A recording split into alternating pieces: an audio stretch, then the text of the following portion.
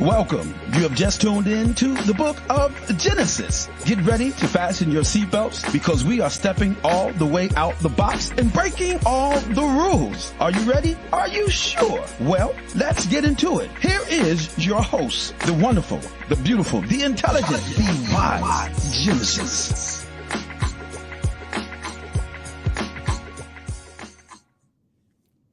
Hey, y'all. Happy Saturday. The book of Genesis is back in the building, y'all. I have been under the weather and I did a few changes to my schedule. So, y'all, I hope y'all miss me because I missed y'all. Hey, Daryl, I want to see you soon. Yes, I have missed y'all. Candid Ann said my wig is on and ready. Let's go. Yes. Big Bad Bull. Yes, I am back. I am going to be switching it up a little bit. I told y'all I was struggling getting here. Hey, peace, love. Thank you. Y'all know I was struggling getting here on Saturday nights, and I decided to go to every other Saturday. And when I was supposed to be here a few weeks ago, I gave my son a birthday party. And of course, I was wiped out by the time it was showtime. And I've been under the weather since then. So, y'all, I sound like I've been smoking Marlboros for about 20 years, but y'all know I don't smoke. But we're going to do what we do tonight. Tonight, I have a special guest. Y'all know every time I have a guest on the show, I got the most beautiful ladies and the most handsome men as guests on my show. And tonight is no different because I got another pretty lady in the building, y'all. And I think she's single, gentlemen. So, y'all, we going to confirm. Y'all don't be flirting after somebody old lady. I don't want to say old lady, but if this is somebody's significant other, y'all don't be flirting because y'all know how y'all do. But yeah, we doing some trauma bonding tonight, y'all, because y'all know I gave y'all a few little snippets of, the marriages and stuff and the relationships that, them bad ones. And her and I have a lot of things in common when it comes to a marriage that we were in. So we're gonna talk about it a little bit tonight. Yeah, we ain't gonna go too far, but we're gonna give y'all enough because it's a conversation that needs to be had. Because, most times when we're going through something, we are suffering in silence and we want to tell anybody. I know I didn't want to tell anybody because it was embarrassing for me.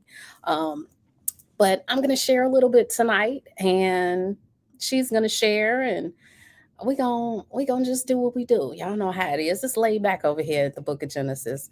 So without further ado, let me introduce my beautiful, beautiful guest for the night, Miss Jessica Darling.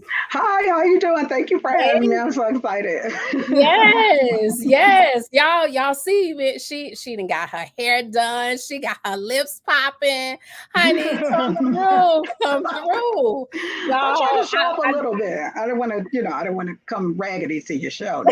I'm honored to be listen, I'm invited. the raggedy one today. I literally just ran in. I just hopped off my motorcycle like 15 minutes ago, and I had to hop on the show. So I ain't had time to fix myself up. But You don't need, I know it anymore. is what it is. No, you have great skin. So You look like you're thank glowing you. from the inside out. So yeah, Listen, beautiful. I am glowing Mm, now. yeah. Mhm. Listen, y'all. Listen, she had no idea what I was going through, but she did know that I was in this relationship. And it was kind of public when it wasn't public when it ended, but I faded into the background and then I popped up with somebody new and started posting pictures. So she obviously knew that the old relationship was over and I was on to something new. And she just randomly, Candid Ann said, gorgeous ladies, thank Oh, you. thank Um, you. so y'all, she had sent me an inbox message on Facebook and said that I was glowing. Like she could tell that I looked different. And she actually was the confirmation because my significant other at the time, we just happened to be like looking at some of our very first photos together, which weren't public photos.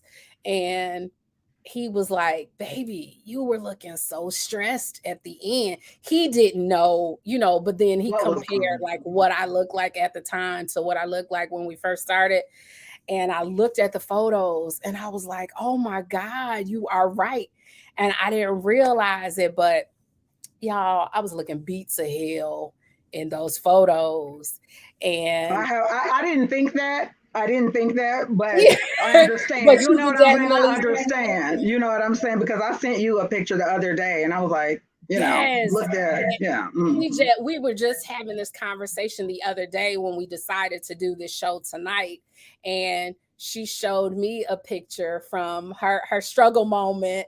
And I was like, oh my God, like she didn't look bad in the photo, but it's definitely like not her glow that she has now.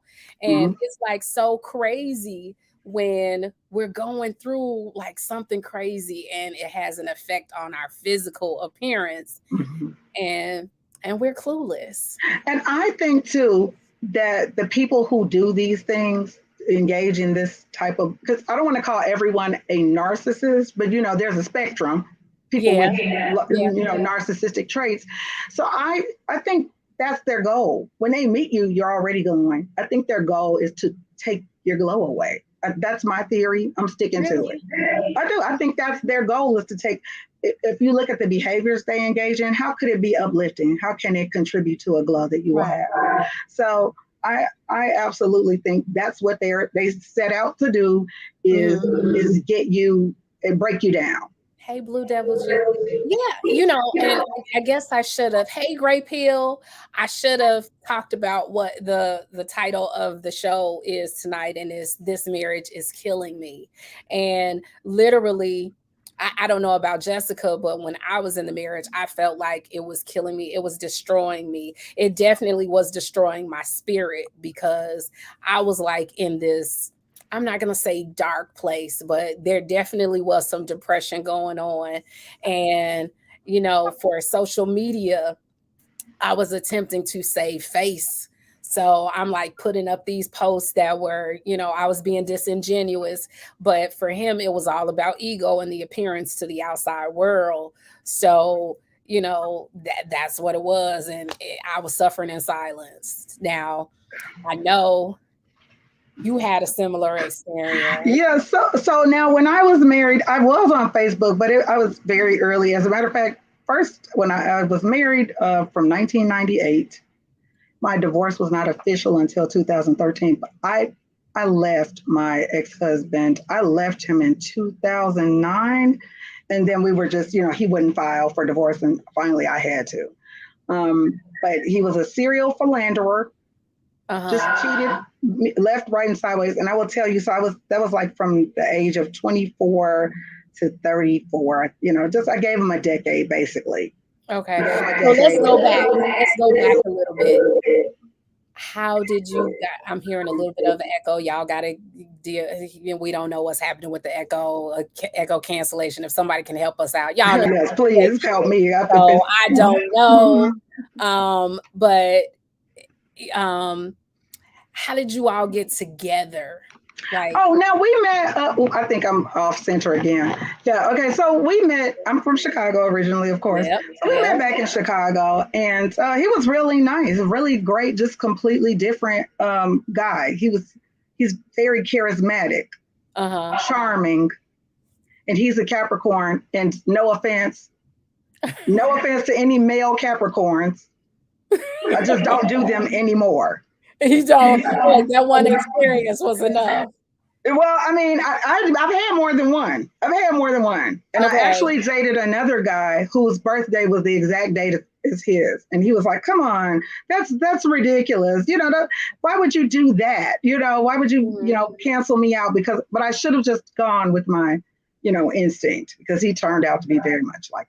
So wait, your instinct was telling you to run initially? Well, not with my ex-husband, just that guy who had the same. Yeah. So, but my ex-husband, my instinct did not tell me to run right away. He was a really charismatic, charming, thoughtful. I'm going to tell you what happened. We dated for almost 2 years. And when we got married, he had proposed to me several times. I said, no, finally said yes. So then when we got married, I promise when we returned from our honeymoon, if you will, when we returned from that, he said, what's for dinner? Now, prior to this, I was not domestic, so I didn't do a bunch of cooking or anything. He would cook. Couldn't make rice. Could not make rice. And to be fair, I'm not the best white rice, but when my basmati or my jasmine rice is better than just standard white rice, I don't know what my problem is. But he would cook. So we come back from our honeymoon, and then he goes, what's for dinner? I was like, well, what are you making? Because I never cooked. Mm-hmm. He was like, you're my wife now. You're cooking. Wow. And I didn't think he was serious at first, but he was serious. And then I believe in marriage, have not lost my faith in it. And I believe in the vows. So I was like, okay, let me do this. And I did learn to cook. I'm a pretty darn good cook, save for the right. But, I cook very well. But, there was that.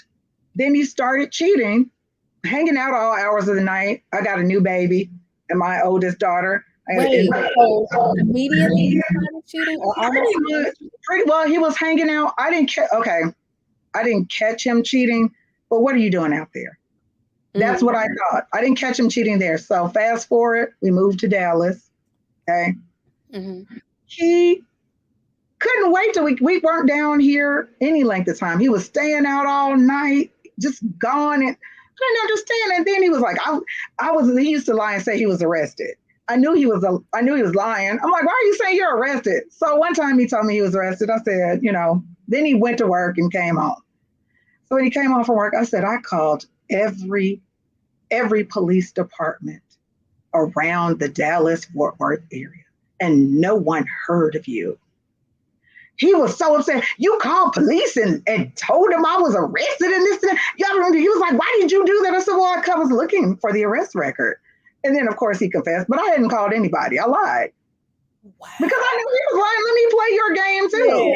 Yeah.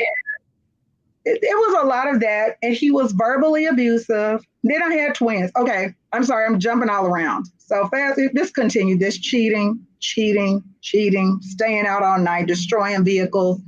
Then I left. I took my two daughters. I left them. I didn't tell him where I was going. He just called all my friends. But I told him if I ever left, I wouldn't go to my mom's house because I didn't want her to know. But that's where I went, to my mom's house. And so he didn't think he saw me there. He didn't know. He was calling around. He didn't know where I was with the kids. And anyway, one day I woke up. It felt like I had the worst headache. I go to the ER and I find out I'm pregnant with twins. Wow. So I felt like I had to go back. But I had just left him. I was starting to feel relieved, feeling loosened, because I was always so uptight.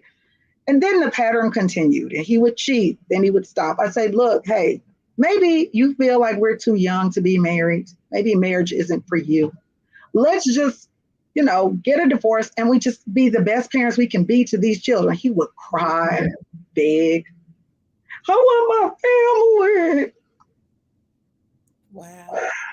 And then the cycle would start again. I was having migraines, chest pains. I'm in my 20s, late 20s, early 30s by then with chest pains and migraine. Like when I had to have blackout curtains in the bedroom. The migraines were so bad. I was nauseous. I was having chest pains. I was getting EKGs and things like that. As soon as I left him, I have not had a migraine since. No chest pains, nothing. And I'll tell you how I left. I left because I moved on a weekend because he was at that point just staying out all weekend long. Mm-hmm. So the whole plan was, okay, he won't be back until Monday. And that Friday night, he acted like he was going to stay home. And I was like, oh my God, because the movers are coming the next. I was so freaking out. I'm like, so you're not going anywhere tonight? And I just wanted him to go. Anyway, he finally left at midnight. I think he stayed longer because I was asking him, when are you leaving? And then he finally left. Movers came Saturday morning, took everything out. Do you know on Monday he calls, where's my family? Now, if you gave a darn about where your family was, You wouldn't have been gone all weekend. He can find out till Monday. Wait a minute, hold on. Let's go back. And I'm really condensing. There's so much in between, but there, yeah. Mm-hmm. You were able to plan a move. Oh, it's the echo is happening, y'all. I don't know if I'm talking too loud or not, but you were able to plan a move based Mm-hmm. on his pattern of behavior of being gone Yes. all weekend. Yes. And he didn't realize until Monday that you were Right. gone. Right. Wow.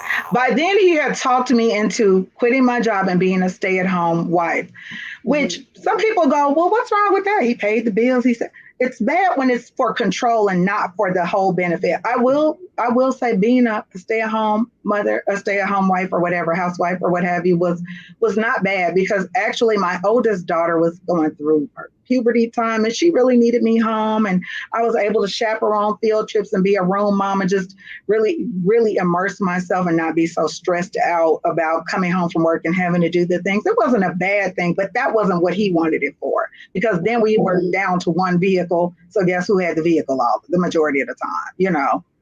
So yeah, so things like that. So, you know, he worked nights, so I could go do the school stuff during the day, because then he'd leave, go to work, not come back. You know, it's just a pattern, just disrespectful. He was disrespectful. And he just didn't respect me. And I told him, I don't think you like me. So then I started playing, here's my part, playing games with him. Because I was cooking and cleaning, making these huge meals and stuff. Well, you're supposed to cook and clean, but making special meals for him, because I would say, well, do you want this for dinner?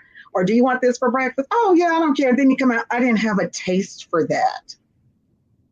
And then I'd make him a whole different whatever I made from everyone else. So, you know, it was just a lot of that from him. He was just very, you know, just a jerk to me. And then I was like, you don't like me, clearly.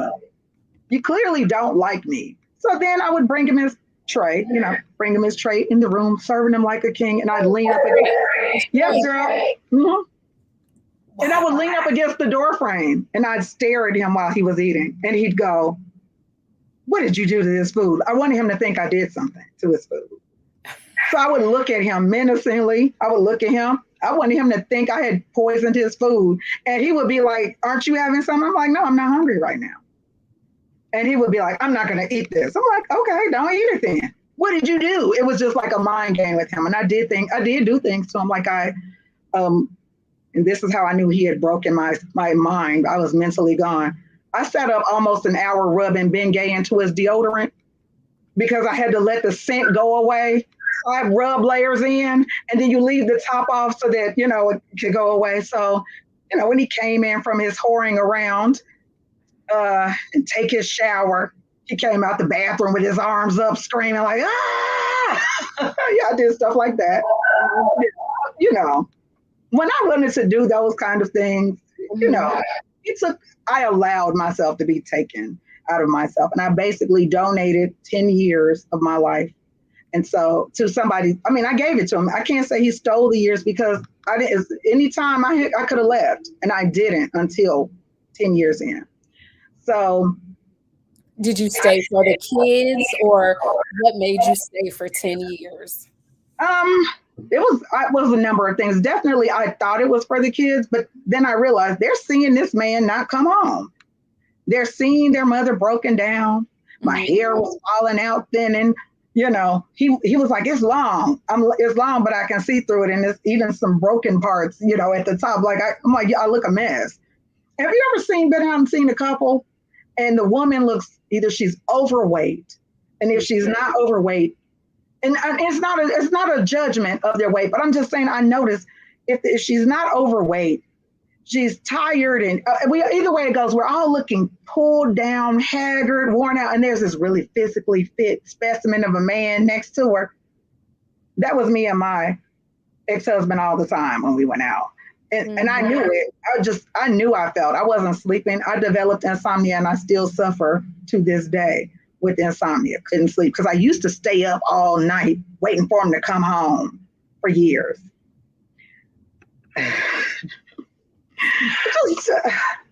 just all kinds of madness. I can't even, and that's my ex-husband. I procreated with them, have great kids. They're one, my children are just the best. But that type of stuff where somebody can just physically be okay with watching you change into less than what you were. That's why I said I think that was his goal. He even said something to me before, like, what? You yeah, I was just gonna ask that question. Like, did you like, hindsight is always 2020.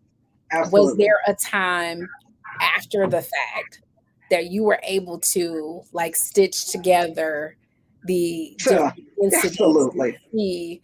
Because like until I was married to a narcissist, I didn't know what a narcissist was. I still, even at the time, I didn't know what a narcissist was. Right, absolutely. Until after I got away and the term became a thing. Yeah, it's very trendy. I was a narcissist. But then looking at the signs of what narcissism is, he's almost textbook. Yeah. And they really, and I don't know, because narcissists never admit that they're narcissists. They don't, like, it's very calculated in what they do, but then you don't realize it when you're going through it. But then I didn't have the term narcissist. If I knew what it was back then I would have been able to kind of assess at the time, like, okay, this is a narcissistic trait, that's a narcissistic trait, but I didn't. And I know we talked a little bit about love bombing, because that's what they do. They do something wrong and then they love bomb. Because, absolutely. People like you had more than one child with this person, or more than one pregnancy with this person. And when I did, like, my family asked, well, how did you get a second baby?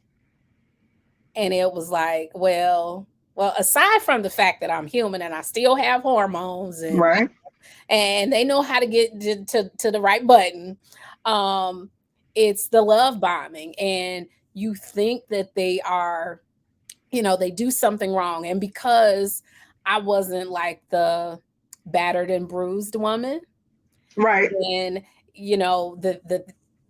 the things that he had done to me, because he wasn't knocking me upside my head for breakfast, lunch, and dinner, it was like, okay, well, maybe that thing is forgivable. So I am a forgiving person to a degree. So it was kind of like, okay, well, let me forgive this. And then after you forgive, then the love bombing starts. And you're like, okay, well, he really is remorseful. He's sorry for what he did. So let me not be angry anymore. And then you move on. But then you don't realize that that's short-lived. Like, he's gonna be nice and he's gonna behave, only for, in my case, it was like 2 weeks. And we will be in this cycle. 2 whole weeks? Sometimes not. Okay, I was gonna say, wow, 2 whole weeks. Okay.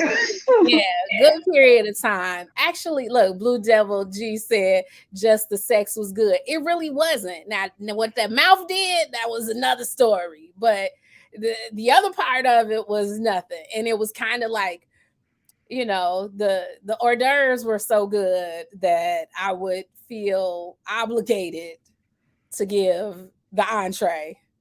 I stopped sleeping with my ex-husband because he was nasty. I stopped sleeping with him. So I did. I stopped sleeping with him way before I left. I was like, is that what you're giving them out in the street? They can have it. I was like, that's what they, but my ex-husband, my weight would fluctuate up and down. So when I would lose weight, you know what it was? When I get down, then he started bringing me breakfast in bed. We'd go out more. And at first I was like, oh, he's really starting to appreciate. He's going to do better. He's going to, get into this marriage again. We're going to make it. Now, he just wanted to fatten me back up so I wouldn't, so I would feel mad. And for the record, I had twins. I had a 2-for deal. So we had 3 kids, but I already had a daughter. And then we had a daughter together, and then I had twin boys. So that's how I found out I was pregnant with those twins. And I was just like, this is a punishment. And get this, they were conceived a week apart. Oh, wow. And that's what the doctors told me. So I didn't make it up. But then as soon as they said it, I knew exactly when, you know. I couldn't figure out when my second child was conceived. I had, with the narcissists, they move so fast. Like mine, we started dating, and literally like 3 months in, he was talking marriage. And I'm like, slow down, hold your horses. And he had kind of ambushed me. Like, he didn't say anything to me. And we went to his parents' house, and his mom was there. And he told his mom that we're thinking about getting married. Is that what he told her? He told her this in front of me, but didn't tell me that he was about to have a conversation with her. So she's looking at me like, not saying you're okay with that, but I think she realized how short of a period of time it was. And she looked at me and she said, "And you're okay with that?" Okay. And that should have been a red flag to me, but it wasn't. I was just thinking, okay, well, it's just maybe the time because it's only been 3 months. But I'm like, no, not now, not now. And he kept pushing and pushing and pushing for marriage. And literally, hindsight, you doing stupid stuff. Like I was in this weird space mentally because I had started going to church, and church people in your ear and stuff. Oh goodness. My spirit was saying, don't do it. Literally the night before we got married, we were arguing. I know. I was going to tell you, I saw it on Facebook. Do you remember y'all were going back and forth? Oh, that was, I remember there was like a back and forth. There was a back and forth. We had split like on Facebook, but then of course the love bombing. And then I never went back on Facebook to let people know that like we were back together. When I popped back up, we were married. Right. But we had been arguing. And then of course I told you 2 weeks, we were arguing. The Facebook thing ended. And then we were back together, but nobody knew, I didn't put anything on social media, and I think he didn't put anything. And the next thing was that we were married, but he behaved for about 2 weeks, and we were arguing the night before because something in my spirit was saying, don't do it, don't do it. And I had cold feet, and we were going back and forth because he was trying to convince me to go through with it. We were literally like supposed to go to the courthouse the next morning, and we argued on the phone all night, literally to the next morning, where I didn't even want to hear you out. I just barely had enough time to get dressed to make it to the courthouse to do it. And even after it was done, we had 2 friends. I didn't tell anybody. We had 2 friends who knew, and they came and like were the witnesses or whatever. And I think they sensed it from me. Like he was giddy, like over the moon after it happened. And I felt nothing. Here's one. And I think the courthouse, you had your witness. Did you take pictures? No. Okay. I took no pictures, and that should have been a sign. I took no pictures, and the female, it was a married couple that was our witness, and the wife of the couple, she had pulled me to the side and she said, "You don't look excited. Like, are you excited? Oh, wow. Do you feel different now that you're married?" And I was like, "No, I don't." And I just kind of sat there. My face was kind of stoic, and he was just like super, super excited. And I was just like, okay, I think I'm supposed to have more emotion. But by the time it was like, okay, you already did it. It was like, in my mind, I'm thinking, shit, I fucked up. Excuse my French, y'all. But I was like, hey, L. Nixon. I was like, I messed up. But then it was too late. And less than 30 days later, I was ready to get out because we had our first fight. See, now it wasn't really a fight, but he shoved me, and he shoved me, And it was kind of the moment that we said I do, then because he was, Christians, they tell you, the man is the head of household and you're supposed to be submissive to your husband. So I guess he was ruling the roost and I was supposed to fall in line. And when, I'm not that personality. Definitely, if you're trying to force me, I'm going to rebel. I'm absolutely not going to do it. So we had another argument and he shoved me during the argument. Oh no. Yeah. And I was ready to go. And he went to social media. He told everybody, oh, well, 30 days after we got married, she wanted to get a divorce. Well, you didn't tell him why I wanted to get a divorce. You told that part of the story. So, and he wanted kids right away. So he told me, y'all just heard me say I just got off the motorcycle. So back then I wanted to buy a motorcycle. And, I'm a little bit older then. He told me, well, you're not going to be young forever. You can't have a baby forever. You can ride a motorcycle later. You getting old. You need to. Girl, I just cannot. They are such buttholes. Excuse me. Yeah. 2 weeks after we were married, I was pregnant because he was literally trying. And, I didn't know, but then 30 days later, when I'm ready to get out, then I find out a couple weeks later that I'm pregnant. So it's like, okay, well, I'm stuck here. Here I am. I know the feeling. I do. I was thinking about my courthouse wedding and I no longer have the picture. But when I tell you he was saying his vows to me, he was looking supposedly in my eyes. Okay. He was smiling. He was so excited. But I'm looking around like, help. I wasn't even looking at him. My eyes were around like, is somebody going to stop this? And during that time, I didn't even know. It was just when we got the pictures back, I was like, I was begging anybody to help me out of this with my eyes. I have very expressive eyes. I can't even help it. I have very expressive eyes. And so when I tell you I saw that picture and he was holding my hands and gazing lovingly at me, and I was looking like, help, my eyes were just jumping out my head. I kept that picture for the longest because I was like, I need this to remember. I didn't want him. I didn't want to do it. And actually, I didn't want to marry my ex-husband. I didn't. And I only said yes because my mother was like, and my family was putting pressure on me because I found out I was pregnant with my little baby girl, Peyton. And they were like, you don't want to have 2 babies out of wedlock. And Christian, battering began. And then his mom and I loved her. She, rest in peace. But she was one of those people who can massage you into a situation. She wouldn't dare. It wasn't the hardcore, you should, like everybody else was doing. So that's why I got married. I liked my ex-husband a lot, but I wasn't in love with him. So Devil G has a question, ladies. Y'all think your ex was trying to lock y'all down? Absolutely. Absolutely, mine was. Absolutely. And it still continued. Like after I had this, I got pregnant right away. So I'm stuck. I stay. I have the kid.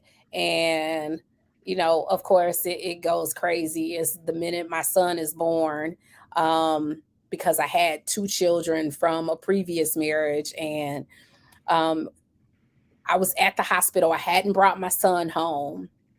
And he looked at one of my older daughters, because, he had never been around like kids really and didn't have any experience like with a newborn. And he was handling my son like kind of rough, and he's a newborn, just born.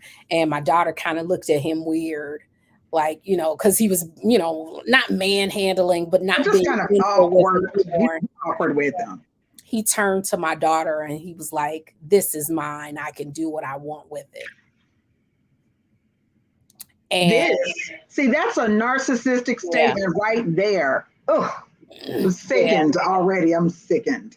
And I hadn't left the hospital. So, of course, when we got home, then it was it was just pandemonium. And we ended up, I had a similar situation to you. My children are 2 years apart, but after the son was born, we ended up splitting up, and he was homeless. His parents wouldn't take him in. Wait a minute. He couldn't go back to his parents' home? His parents would not take him in. His dad had actually sent him. Yeah, I'm still in the Chicago area, and out in the suburbs, they have they call it the PAD shelter, Public Action to Deliver Shelter. His dad texted him the listing of PAD shelter locations to tell him to go to the shelter. But don't come here. And I was just wondering, like, okay, this is your child. Why won't you take your child in? Well, I didn't know the experiences that they had with their child until much later on.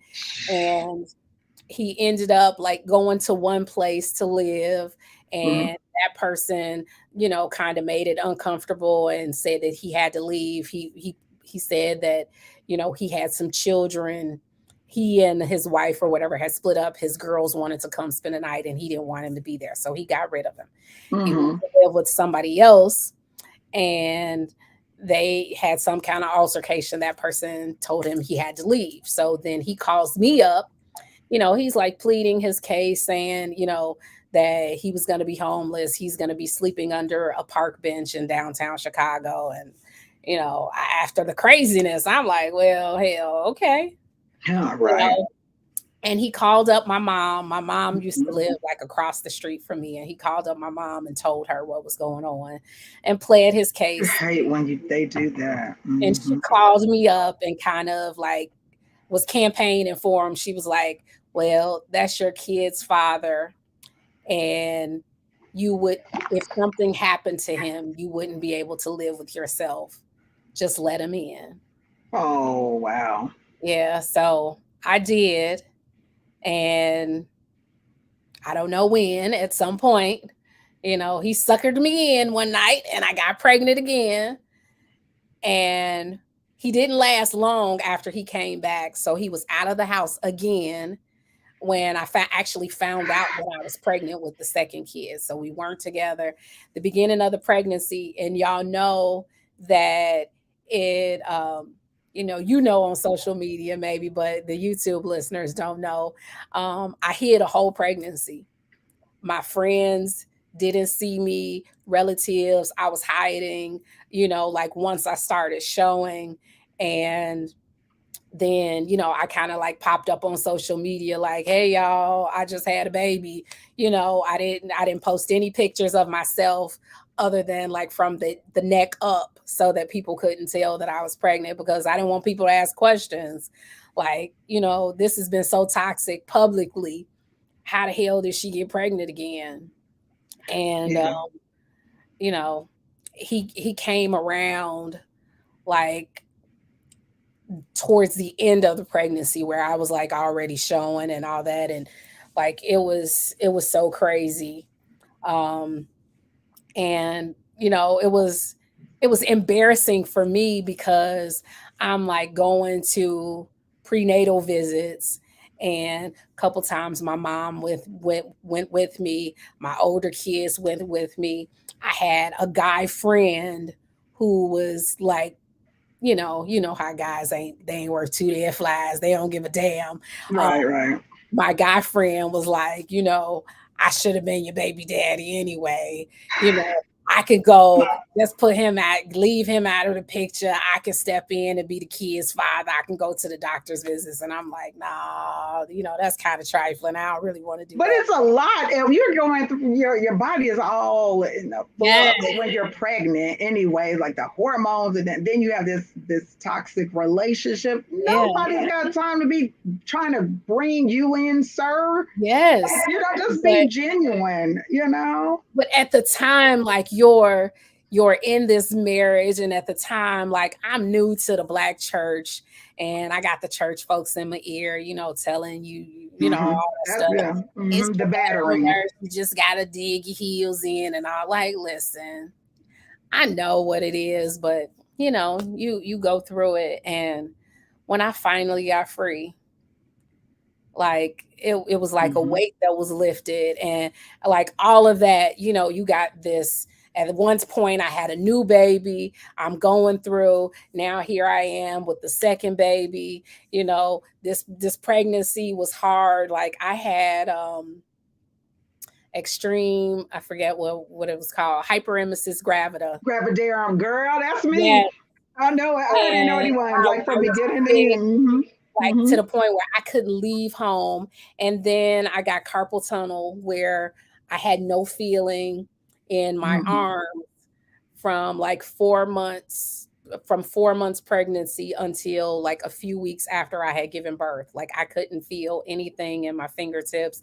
So, I mean, it was just wearing on me. And like you, hair falling out. Like usually you pregnant, your hair growing. And as fast as my hair was growing, my hair was falling out. Falling out. And I had that baby, and it got progressively worse.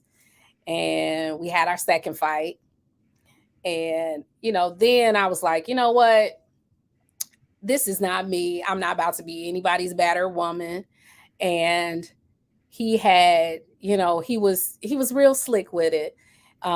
He and I were arguing, and my daughter had come upstairs. Her room was like on the lower level of my house, and she had come upstairs, and she's like, you all need to not do this in front of the kid. And she came to get the baby.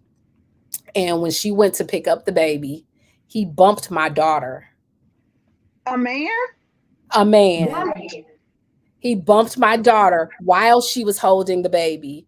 Luckily, she was near the bed. She didn't drop the baby. Trying to prevent her from moving. Is that what the bump was? Like the shoulder bump or something? Or he didn't want to hit me directly. He was attempting to push her into me, like bump her so she could bump into me. While she's holding an infant. While she's holding an infant, and it didn't work out. So of course I went into mama bear mode, went crazy, fight ensues. And it was like, okay, you want to act crazy, I'm gonna show you crazier. And then he ran out of the house trying to get away. I guess he kind of took him by surprise, because normally I'm like, laid back, and I went into crazy mode. And then he called the police on me after that. He called the police on me and tried to get me. Yeah. We had company. My sister, cousin, friend, you've often heard me, well, seen me mention her on Facebook. And she and her family were visiting us, and my ex-husband came.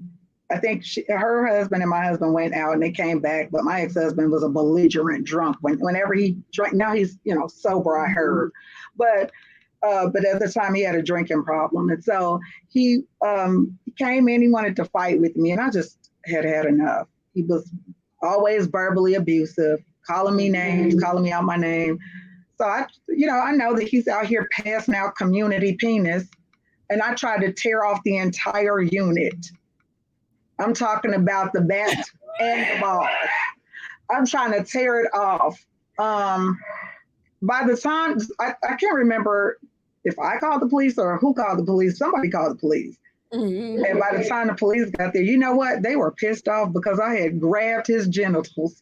You can tell they were like, "What, you grabbed you where? Do you want to press charge?" That's when they got up in arms. Not that he had pushed me on the bed, because he did push me on the bed. But that's, he pushed me on the bed. Keep your hands to yourself. But then they all, "Oh, wow. Do you want to press charges? You don't grab." They were fussing at me about grabbing his genitals.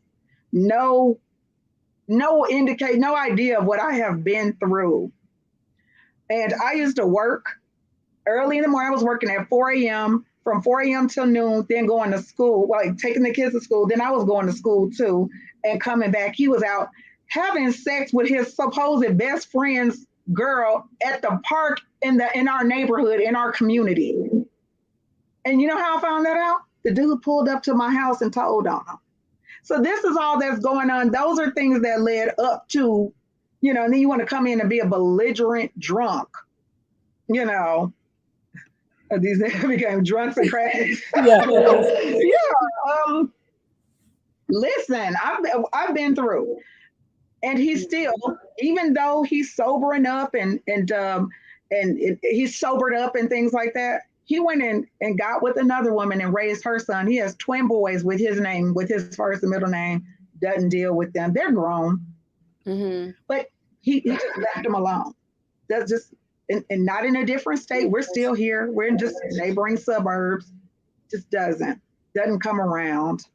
But you know who he tries to do? Call me. I'm like, are their phones not working or something? Because you have their numbers.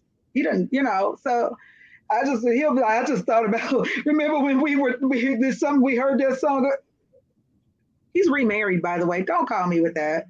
Just go and nurture a relationship with your children. Try to repair the broken relationship you have with them, and then deal with them. And that's why I could never even respect him.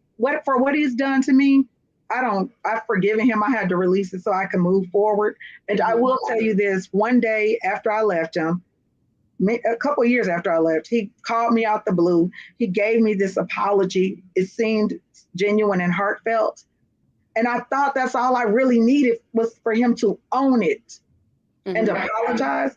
And I thought, you know, I was going to see lights glowing and, you know, nothing. It didn't do what I needed it to do. So then I was like, I need to move forward.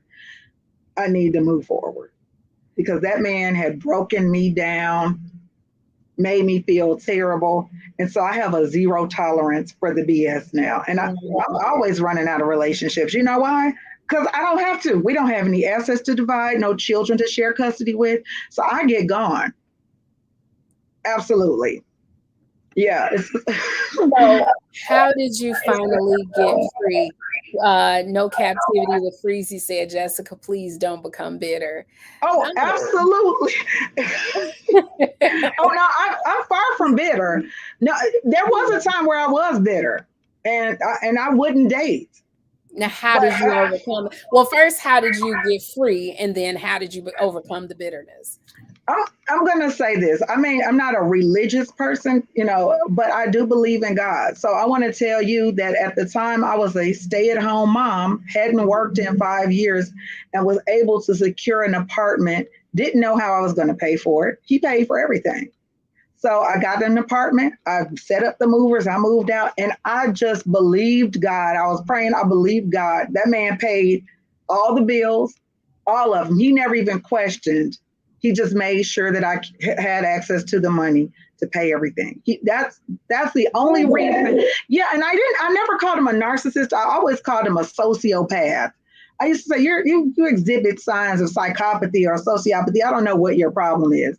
But I absolutely, that was just the blessing for me to get out of there. Then, you know, when you haven't worked in forever, you try to go get a job, they're like, you haven't worked. So, you know, I had to go struggle to find jobs. It took me a long time to find a job, but I will tell you what he did. He couldn't wait. The kids, I told him, don't say things, you know, to your dad about what I'm doing. Then I get a call, heard you started working. When do you get paid? I'm like, who said something? I had just started working. So he couldn't wait. I was like, I don't know when I get paid, you know.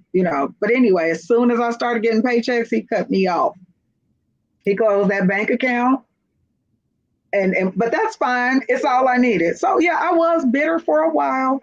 And I mean, my SCF had never heard me talk. Like I still had a landline and a cell phone at the time. So I was on my, landline with my SCF. We were talking. SCF is sister, cousin, friend, just in case anybody. So we were talking on the phone, and then my ex-husband called, and he said he was saying something, and I felt it. I felt the anger. She was like, "Wow!" When I hung up, she was like, "Wow, you're such a bitch." She never called me that before. We have that. We don't. But she was like, "I've never heard you talk that way," and he just took it. He didn't even hang up. I knew it was bad. I always felt this hate. And he even called me at work one time, and I heard a laugh come out of me that I never heard before because he was defending his new fiancée. I don't think they were engaged yet, but the woman he is now married to, he was defending her. I said, "Are you defending her to me? Don't you ever defend her to me again. I'll kill you." And then this laugh came out of me to the point where it scared me, and I knew I needed to do something to get over it. So even when I laughed, he said, "Whoa, that's scary." you know, thank you, no captivity with Freezie, thank you. It just absolutely, I had to get over it. I'm a very forgiving person. I am. And people take that, whenever you're a forgiving person, they keep wanting this forgiveness. And then I had just run out of forgiveness for him. But forgiveness, I realized, is never for the other person. It's for you. It helps you move forward. So I will forgive. And just because I leave somebody alone doesn't mean I hate them or anything. I just have had enough. I'm going to leave those toxic relationships, those friendships, those whatever. I have to go. And there's no residue left on me. But when you harbor bitterness, you have all that bitter residue on you. So the only way you can even glow is to release the bitterness and the anger so that you can glow up. So I don't think I would be able to glow at all if I was still holding on to that. So that's how I was able to let it go. I just don't want to do it. I don't want to be that person. Now about I think it takes a moment for the echo to go away. You talked about how you got out, but what I should have been more clear when I asked my question about how you got free, meaning your divorce. You said that he wouldn't file the divorce, and then eventually you did. Was he cooperative through the divorce process, or did he try to? Because sometimes, a lot of times for narcissists, it's about control. Right. So I don't think that he really thought I was going to file at first. So he didn't. He did not participate in the divorce proceedings, except So I drew up everything. I did it myself. I wrote all the terms of the divorce in there. I took him his copy for him to sign. He eventually signed the papers, and then he wouldn't pay the child support. So I mean, he just did. He said then he told me I trusted you, and because I put child support language in there in the divorce decree, opposed to just going to the attorney general. And then when he wouldn't pay, and I said, well, I'm tired of this. I'm tired of you giving me $50 here, $100 there. I have 3 children from you, and what do you think that's buying? So he was like, well, I guess you're just gonna have to take me to court. You're not gonna get what you think you're gonna get, because he's thinking attorney general 15%. But per the divorce decree was based on the salary he was making when we were still married. He had lost that job. That company went out of business. His salary had drastically decreased, but the attorney general still was taxing 50% of his income. Wow. Yeah, he had to ask for a modification. Yeah, because it wouldn't have been 50% of his other income, of the original income, but this, because he was making less than half of his original salary, what do you think he was making when we were married? And I think that's karma too, all the money that he lost, that's income that we had a huge house. That's another thing my mother used to say, don't leave your house. It never felt like a home. You have 5 bedrooms, 4 baths, and no peace. Wow. Over 3,000 square feet. It's not that, you have no peace of mind. I never decorated the house. Never. Didn't throw up a curtain. Nothing. It was not a home. So, the bottom line is he signed the papers, but then he didn't read them. He probably thought he was walking away free and clear. And so, because he had manipulated me throughout the years, he probably was like, there's nothing in here worth reading. So that was that cockiness. He has a very, high sense of self, delusions of, that's what I said to you. You do right by me. Everything you think about. Put them 2 fingers on it. Yeah, so that's really, I've been blessed for real. But if it was up to him, he would have never paid child support. And he would have left me rotten. I think I would have had to be a crackhead for him to have stepped up. Mm-hmm. Yeah. Mm-hmm.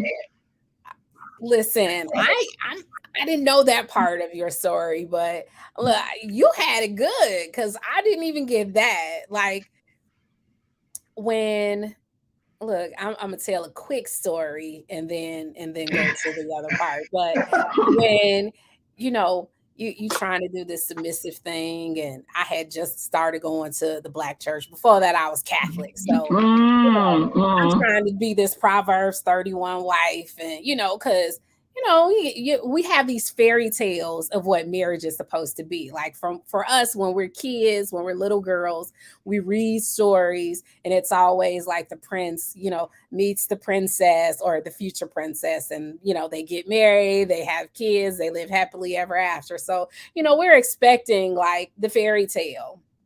Nobody Mm-hmm. really tells us what the real stuff is. So, I expected some stuff, to happen in marriage because that's what happens. But I'm just getting to this church, and I had a house before we got together.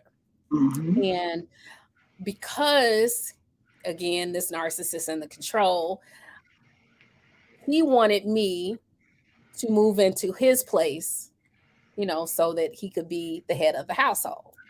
So I went from a 4-bedroom house to a 2-bedroom condo. I had 2 girls who then had to share a room because I'm trying to be the submissive wife, right? Right. And he was, and this goes back to the the bombing part of it.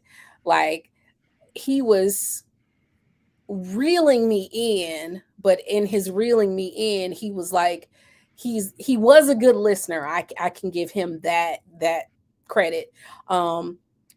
Anything I would say, like, just little things, not huge things, but if I said, man, I like candy, gummy candy specifically. Okay. I got a taste for gummy bears. And I would just be saying it just casually. And he would come and ring my doorbell or call me on the phone and say, look on your front porch. And I would look on my front porch, and he would have gone to the store and bought gummy bears and dropped them off. So I'm Mm-hmm. thinking, oh, he's really thoughtful, and it was little things like that. I could be having a conversation with my kids, like, darn, I got to go to the store and get water. And I left 2 cases, send a text. I left 2 cases of water on your front porch. So I'm thinking, okay, well, he's listening, so I don't really have to worry about him being a provider, right? Mm-hmm. And before, we had like this whole thing set up where, because I had 2 kids, we planned like date nights, and we would do date night with my girls first. And then he would be like, well, let's take the kids out so that they won't feel any type of way when it's our date night. So it'd be kids night, like family night first, and then it would be our date night like the next night. Manipulation. But of course, I don't know this at the time because I don't Mm-hmm. know what a narcissist is. Mm-hmm. And I'm thinking, well, he's done all this stuff. He won't have a problem being a provider. So I left my 4-bedroom house. I left my nephew, and it's my nephew son. I haven't told that story to you Mm-hmm. yet, Okay. but my nephew Mm-hmm. son and his girlfriend, Okay. I left them in my house and moved in with him. Little did I know that all of these dates where he was taking us out, he had lost his job and he got a severance package from his company. He was spending the severance money doing all these things to That impress is me. so raggedy. I He was just, doing all these things to impress me. So oh gosh. we move into the place, and of course I told y'all, right after we got married, I got pregnant. So we're in this 2-bedroom condo, and he's not paying the mortgage because he's blown through the severance money. So now he doesn't have any money. And he had old condo association fees. He's not paying Ugh, the I'm association gonna be fees. nauseous. And I guess he had gotten like foreclosure papers or something from the condo association. And at the time, he's trying to do like a modification with the mortgage company. And he's thinking because he's doing this modification with the mortgage company, that supersedes the agreement with the condo association. He doesn't go to court. The condo association gets a judgment against him. And at the time, I'm like 7 months pregnant. And me and a neighbor are standing outside, just having a conversation, and we're talking. And I see all these sheriff's cars like on the front of our street.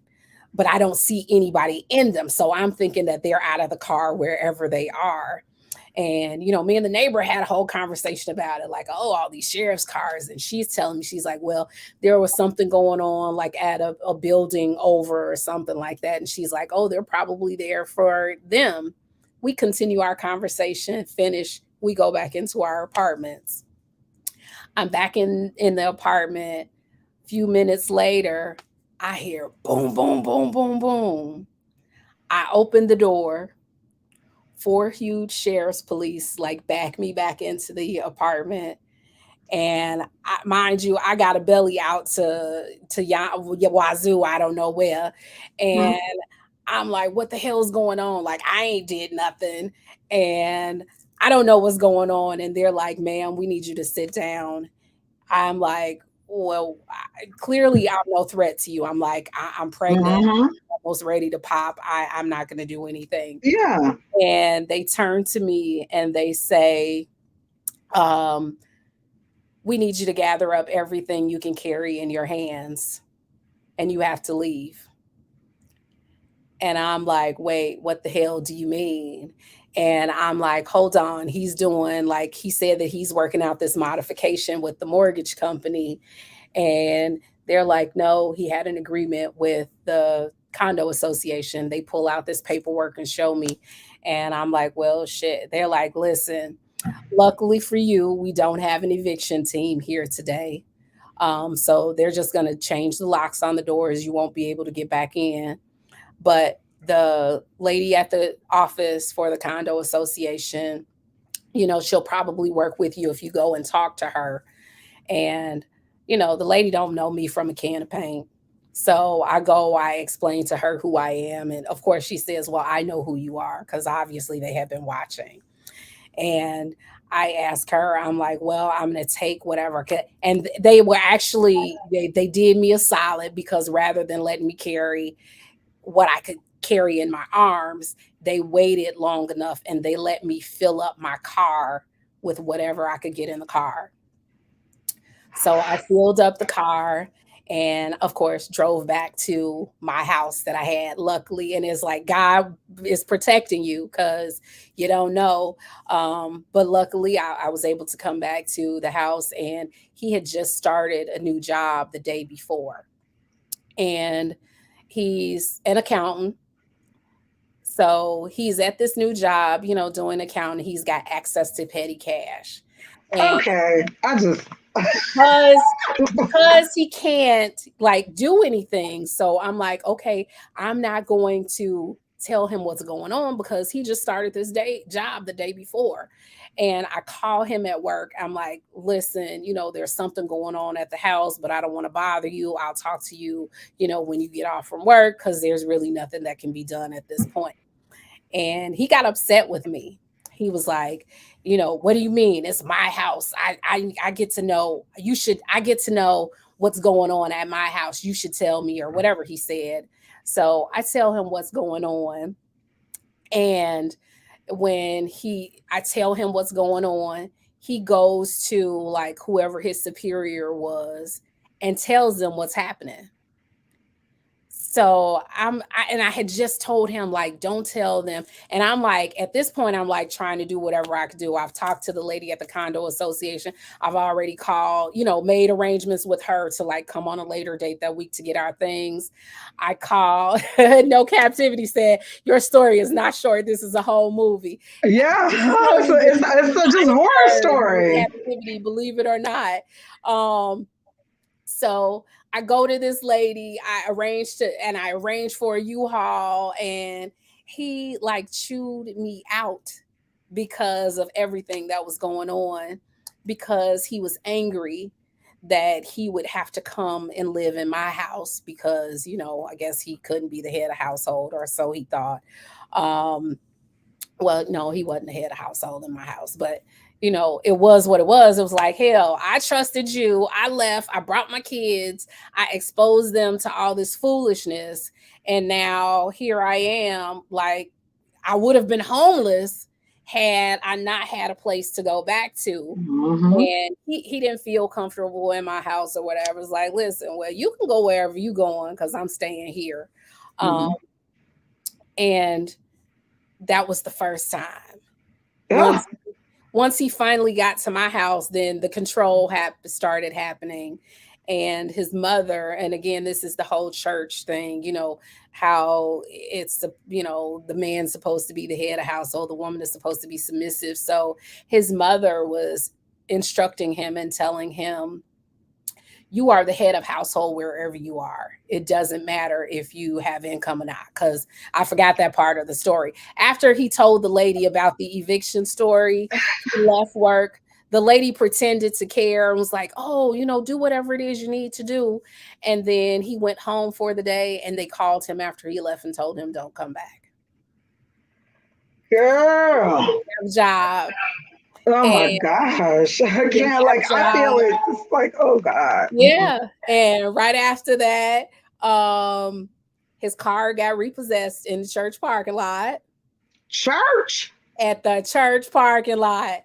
And he was trying to be spiteful to me. He had this guy who, y'all saw part of it that y'all didn't know what was going on. But he had this guy, he was trying to be spiteful to me. And he went out with this dude, hanging out, and then they went to the church because the dude used to go to the same church that he went to. And while they were in the church, like talking to, the guy was like seeing church members that he hadn't seen in a while. While they were inside the church, the tow truck came and repossessed the car.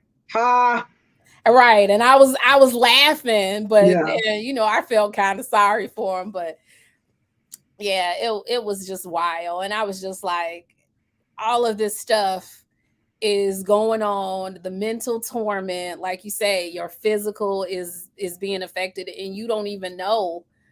Like, it's why Grape Hill, he said earlier that this has motivated him to tell his horror story. I mean, it's crazy because we go through stuff and we don't talk about it because everybody talks about marriage and they glamorize it and sensationalize it. Even a lot of people who are going through, they put on the front face, the game face for the public to make it seem like they're happy when they're really not. Because I'm sure that you didn't let people know, what was happening in your life. I did. You did? I told everybody. I told his mother. I told his sisters. I did. But then, at the end of the day, they would get on to him. He was a grown man. There was really nothing they could do. I did let people know. Yeah, I did. That's the difference. I did talk. I talked. I told my SCF what I was going through. She knew what I was going through.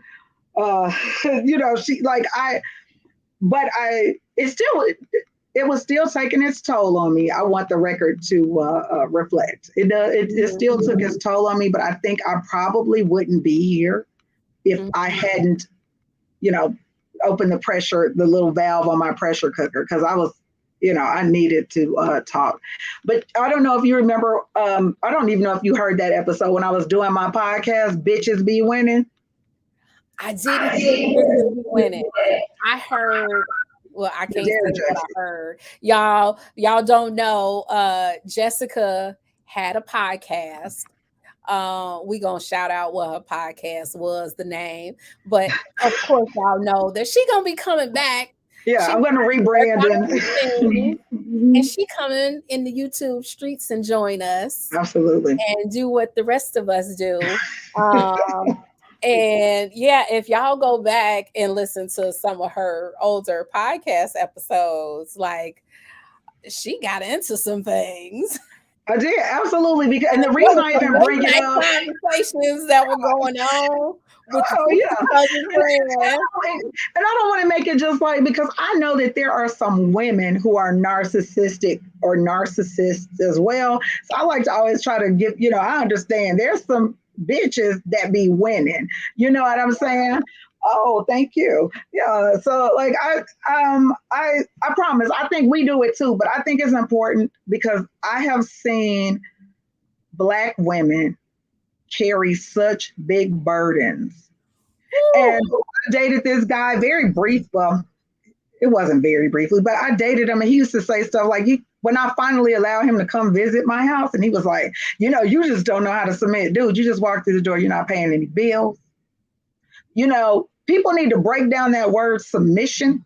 Because what you mean is sub means to come under. You're coming under the mission. Now, what is your mission? If you're not working, how are you heading anything? You have no income.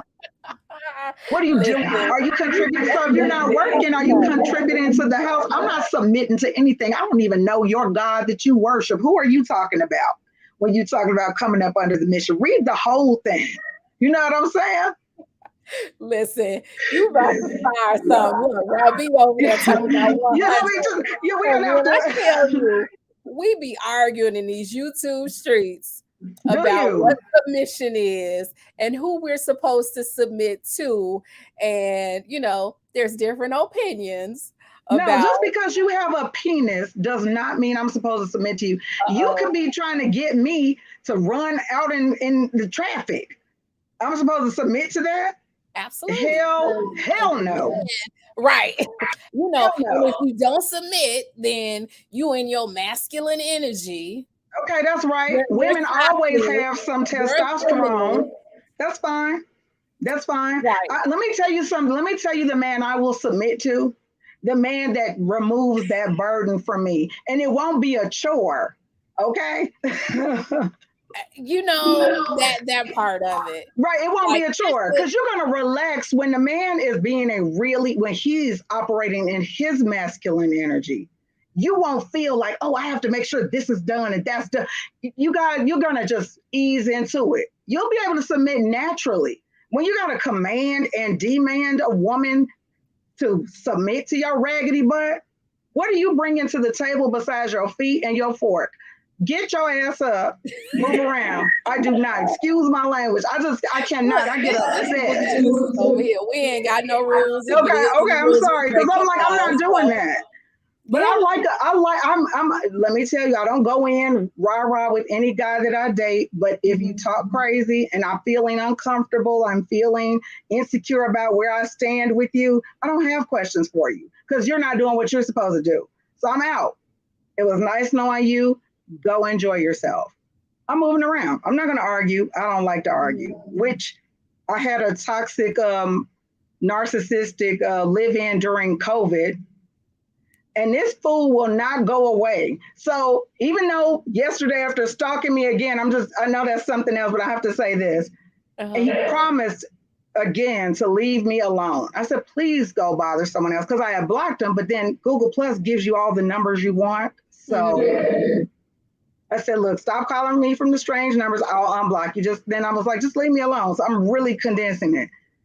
And he said, you really think I'm bothering you? I said, yes, this isn't the first time. This is via text conversation.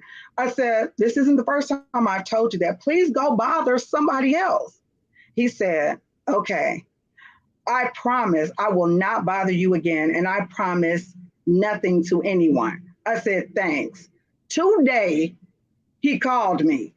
Now, his brother, and this is no joke, his brother is very ill, but you could have called anyone.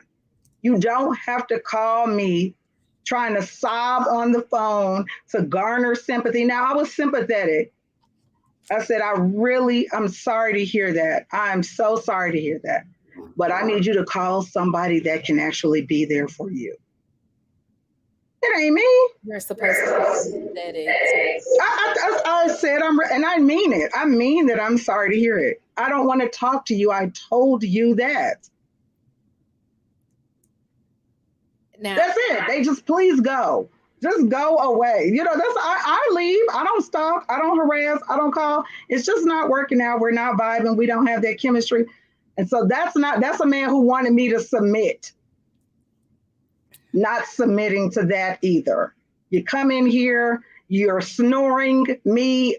I already have insomnia. You're snoring me awake for the rest of my life. You're flatulent and you're flaccid. You have to go. That's it. I'm sorry. I went on a tangent. After my experience, you're great though, because after my experience, I'm like, can't nobody ever move into my house. No, never. Well, I never lived with anyone after my ex-husband. He's the first person, but he's Oh, the that last. one. Okay. He's the last too.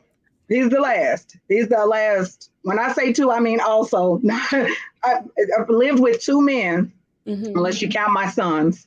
But my ex-husband and this guy. And I knew something was wrong because my ex-husband showed up at the graduation. I was like, I like him. I was like, oh shit.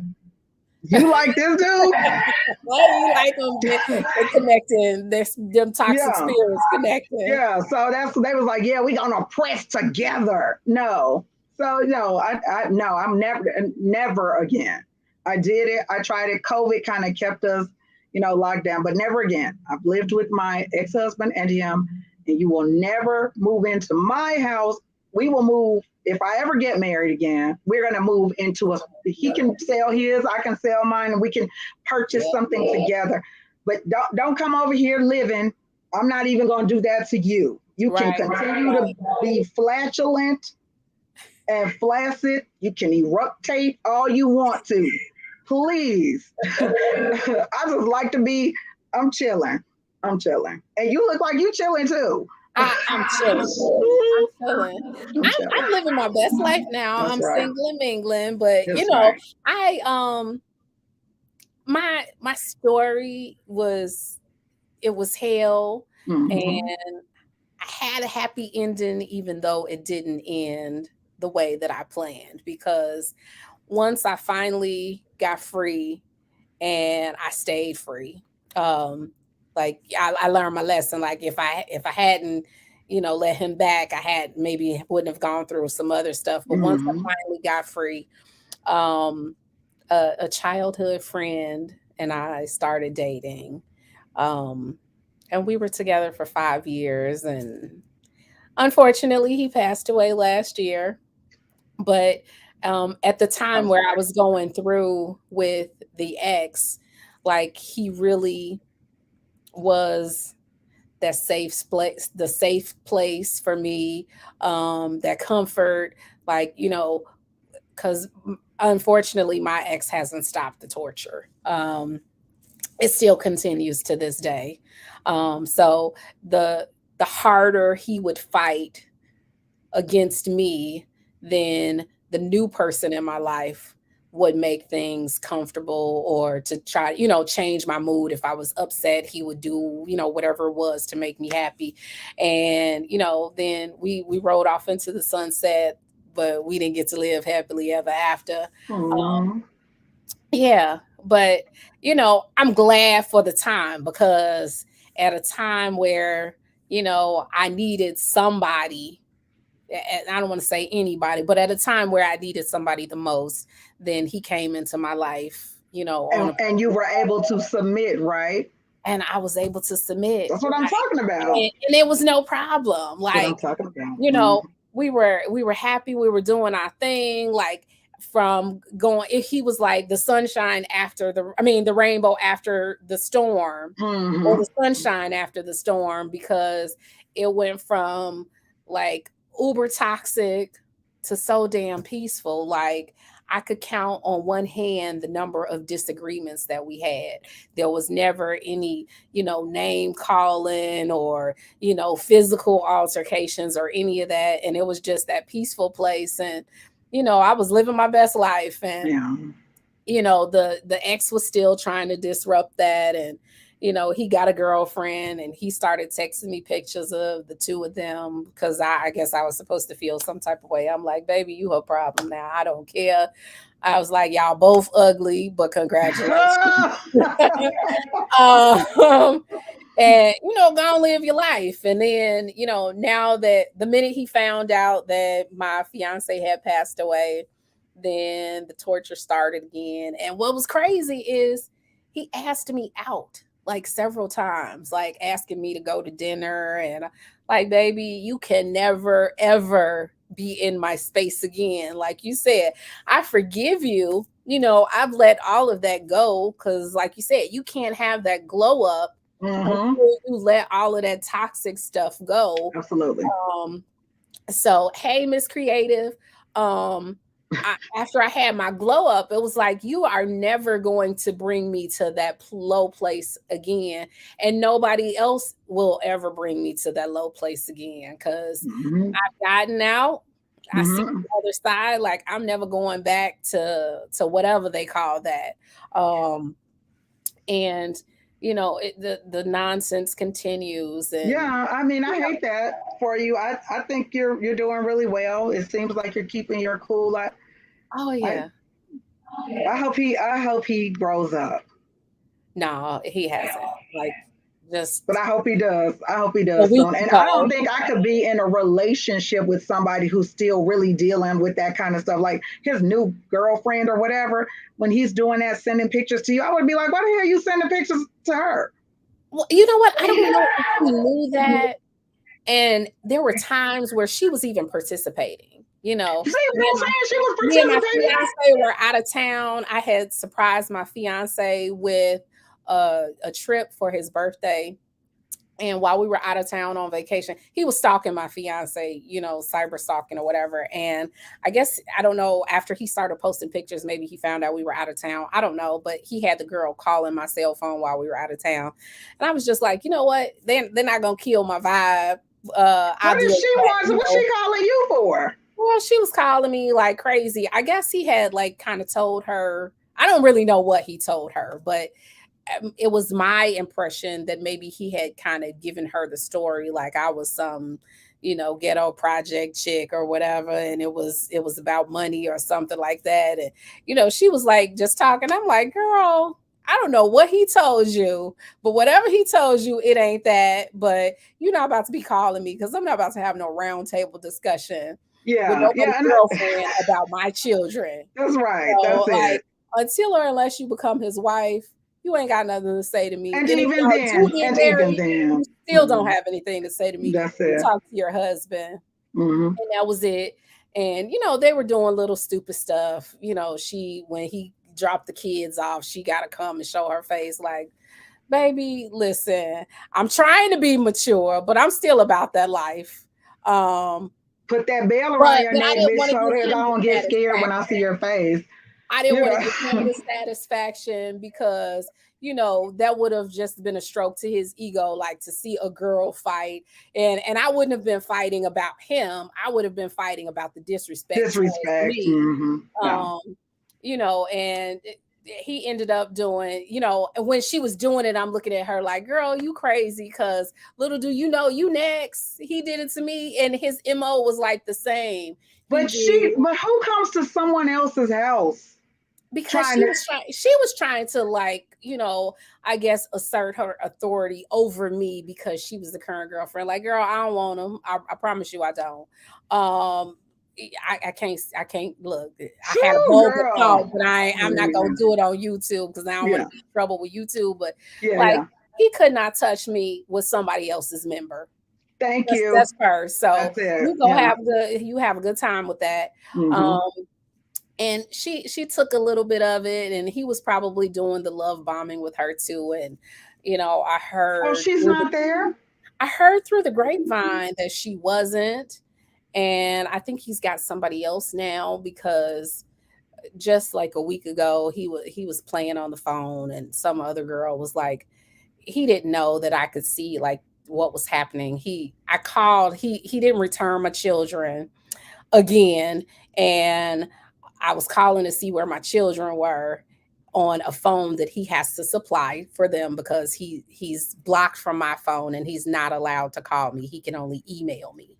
Okay. And I called on the kid phone, and he immediately hung up when I called. So of course I'm looking for my kids. So I call right back. When I call back, he puts the call on hold. Now the phone is telling everything. It says call on hold. Then it says conference call started. So he put me on hold, called some girl on the phone, and then she answered. And I'm like, listen, that is so immature. Yeah. I'm like, where my kids at? And she telling me, oh, well, he just stepped out this car. I don't give a damn where he at. Like, where are my kids at? Yeah. And she says, well, they're actually en route to you. This is after he had told me that he wasn't bringing them home, that I could pick them up. at his house. Like, he keeps trying to get me to his house. Like, no, pick up and drop off is your responsibility. I'm not coming to your house. Because although I have forgiven you and I'm not harboring any ill feelings towards you, you just can't be in my space like that. You will never, ever have access again. And he doesn't seem to understand that, because he still keeps trying to get in. Like, no, you do your thing over there on the side of town. I'm not bothering you. I'm not. What's his problem? Oh, Grape Hill, he says, Jen, I gotta ask, why didn't you block all contacts, change numbers, and file a restraining order? Actually, I blocked all contacts. I changed numbers. I actually got a new number. Now, y'all know well, I ain't gonna tell y'all all that, but I got a new number, and he found the new number and started playing on the new number. He had like somebody else call me, and I guess to confirm that it was my number. He had somebody else call me. I answered, and they asked for somebody else. And I said, well, you have the wrong number. And he's like, well, is this her sister? And then said my name. And I'm like, no. And then I just hung up the phone, because I don't have any sisters. So I know y'all playing on the phone. So it was what it was. And then after that, then he started texting me from that phone. And then, of course, he got blocked from that one. So, but this was all against a court order where his only communications with me are supposed to be about the kids, and they're supposed to be by email. But I was going to say too, and then restraining orders for that's not that easy to do, especially when there's children involved. You can, unless there's a direct threat involving the children, your safety, then having a restraining order against him, and then you have to communicate like pick up and drop offs and things like that. That's just not not something you can do. Well, I mean, he doesn't cooperate with that, so because it's paper. I don't know. He may be stalking the YouTube channel too, or might see it. But if he don't cooperate with pick up and drop off at my house, then our next thing is going to be pick up and drop off at the police station. I don't blame you, but still, there's no restraining order. I'm like in this peaceful place, and I'm like, I'm not gonna have any drama in my home. Like, I am after that experience. And the emotional and physical toll it took on me. I'm like, I made a vow to myself that I would never get or allow anybody to destroy me or try to destroy me like that. So I'm very particular about the energy that I allow around me and even inside my home. Because that's right. When he left, my home felt so much lighter. The energy in the home changed. And like you said, you hadn't decorated. Like I went about the business of like, conforming my space to make it comfortable for me and my family. And I don't allow anybody inside my house, because I don't know what kind of energy you bring. Right.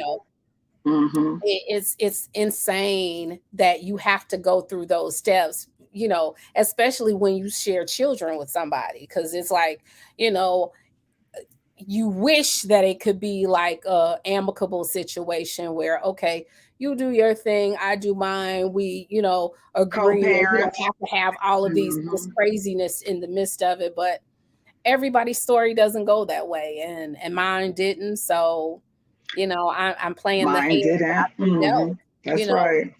Like, we hear stories and of marriages, and we may hear that somebody breaks up, but we don't hear what happened. And not that people have to let you into their private lives like that, but that's kind of why I live my life sort of out loud and in front of everybody. Because if my pain, my dysfunction helps somebody else, or allows them to have a light bulb moment in their own situation, then so be it. I'll be that martyr, so to speak.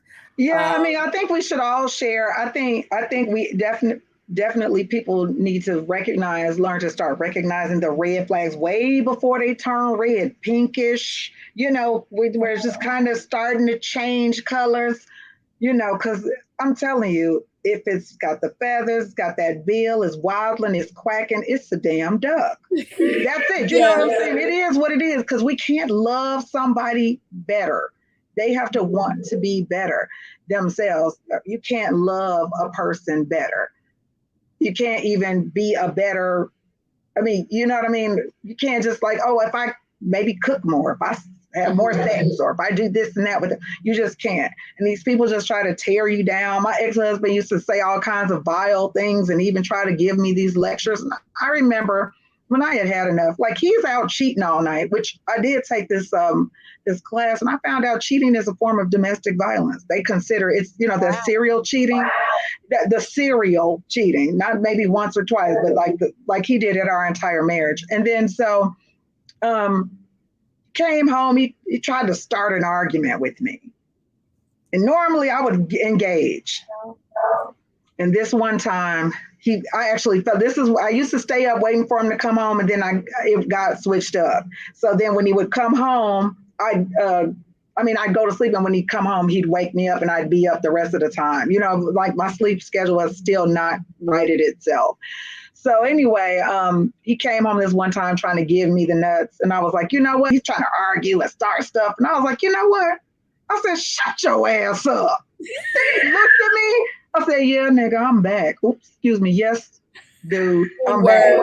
Yeah, I said, I'm sorry. Please, if you can bleep it out later, I apologize. I said, yeah, I'm back. I'm sorry. Yeah, I was like, I'm back because you tried to kill everything about me. And that's when that's when he was like, uh-oh, the spell is broken. The spell is broken? Yeah, I mean, he didn't say the words, but I'm saying that look on his face, like that spell, like it was like the spell is broken. Like I don't have this anymore. And shortly after that is when I set about sneaking out the house, which I knew I'd be able to do because Friday through, I knew we wouldn't see him before Monday. And then he was gone so much that when he was home, my kids would be like, when is, because I would say, Dad's at work. They say, where's Dad? Where's Dad? Where's Dad? And at first I was like, Dad's at work. Then they didn't ask anymore. Then when he would come home, they would be like, when is Dad going to work? Because, his presence wasn't even welcomed in the home. So I'm just saying, like, we all need to recognize it. Nobody should be living like that. And then, too, that's when I was like, the kids don't even want him around. His energy is throwing everybody off. And I stopped cooking for him. I made all the big meals that he'd come home. I used to have his plate warming in the oven. His ass wasn't coming home. Then stuff like that. So then I was like, I would make dinner just enough. He'd be like, y'all eat dinner? Yeah. He was like, where's my plate? I was like, I didn't make enough for you. Then he'd be like, hey, where's my underwear? I'm like, they're in the dirty clothes where you left them. Wow. Why did I say that? What did it say? I'm sorry, I missed it. Miss Creative, when you say shut your A up, that means you have had enough of the BS. Absolutely, Miss Creative, that's correct. I was done. Like I had reached my breaking point, and I used to tell him all the time because he used to be like, you don't do nothing but nag and complain. I said, when I'm quiet, that's when you need to be concerned. Mm-hmm. So I had stopped. I was just thinking about, as I'm sitting here listening to your stuff, I was just kind of thinking about what led up to it. And so here's, he had shaved his facial hair off. He said, I shaved my facial hair 3 days ago. You didn't even notice. I was like, I don't look at you. I was just so mad. Like, I don't look at you. I don't care. And then one day he was like, I was gone 16 hours and you didn't call me once. Why would I call you? When I used to call you, you wouldn't pick up. Your phone was dead. You didn't have a signal. And I don't know where you go every time when you leave the house, your battery die immediately or your signal. So, I mean, he had put me through a whole bunch. And even one time, this girl called my phone. Hey, I guess y'all one big happy family now, because he had apparently broken up with this side chick. Wow. Just, all this stuff, a whole decade. So I gave them away. So this is what I always say. You can get anything tangible back. You can get another house, another car, another job. You can get your more clothes and shoes. You can't get time back. So I'm real careful with my time. And that is why I tell you, if I see somebody, I'm feeling something uncomfortable in the relationship, I got to feel like, oh, where do I stand? I'm just out because I don't have time to waste. Mm-hmm. I don't have time to waste. I don't want to work on cultivate it. It's new. And I'm still supposed to be feeling good in the moment. You know what I'm saying? I don't want to work on it. We've been dating a month or two and I feel funny about you. You don't, you're inconsistent. I'm out. And I feel good about that. People can, it's not bitter. It might sound, I don't know if my delivery is bitter, but it's not bitter. I don't play games anymore. If you're dating with the intent to move in a different direction, then that's what nutcases say. You make so many concessions. Like I have always, I'm not gonna say I'm not materialistic because things don't define me, but I do like nice things. And luckily I have been blessed enough where, my parents gave me and, my brother some nice things, and I acquired some nice things on my own. And I gave up all of that because I was listening, to these church people. And I don't want to sound like I'm bitter towards church people because I'm not. But you listen to people and it was like, okay, I already got with this guy that physically I wasn't attracted to because I'm trying to do this guy thing. Now, when did God say we had to date homely people? Well, you know what? Somebody was telling me at the time, I'm new to the Black church at this point. And, when we're getting together, I'd have been Catholic. So, they don't even really talk about that kind of stuff. And somebody, I can't remember who, had told me, God isn't concerned with your happiness. He's concerned with your obedience. So I'm thinking, okay, at that point of my life, I got married. The first time I got married really young. So we were both young and stupid, didn't know anything. And then after that, I would be dating guys who looked like, regular average Joes. And then I find out that, he the dope man or whatever, that he got his buddy is really his bodyguard. And I was like, you know what? Wow. This ain't working out. So let me go on and find like the lame dude, in church, because I don't want to be looking over my shoulder. I don't want the police kicking in my door. Or there's a whole other thing that comes with that lifestyle. And I was like, I'm not, and I like the pretty guys, the pretty boys. So I was like, you know what I've been doing hasn't been working. So I'm going to go to the other side. I'm not going to worry about what he looked like. And then maybe I might, and pay more attention to his upbringing and all that kind of stuff. And maybe it'll work out a little different. I won't keep ending up with, a D-boy.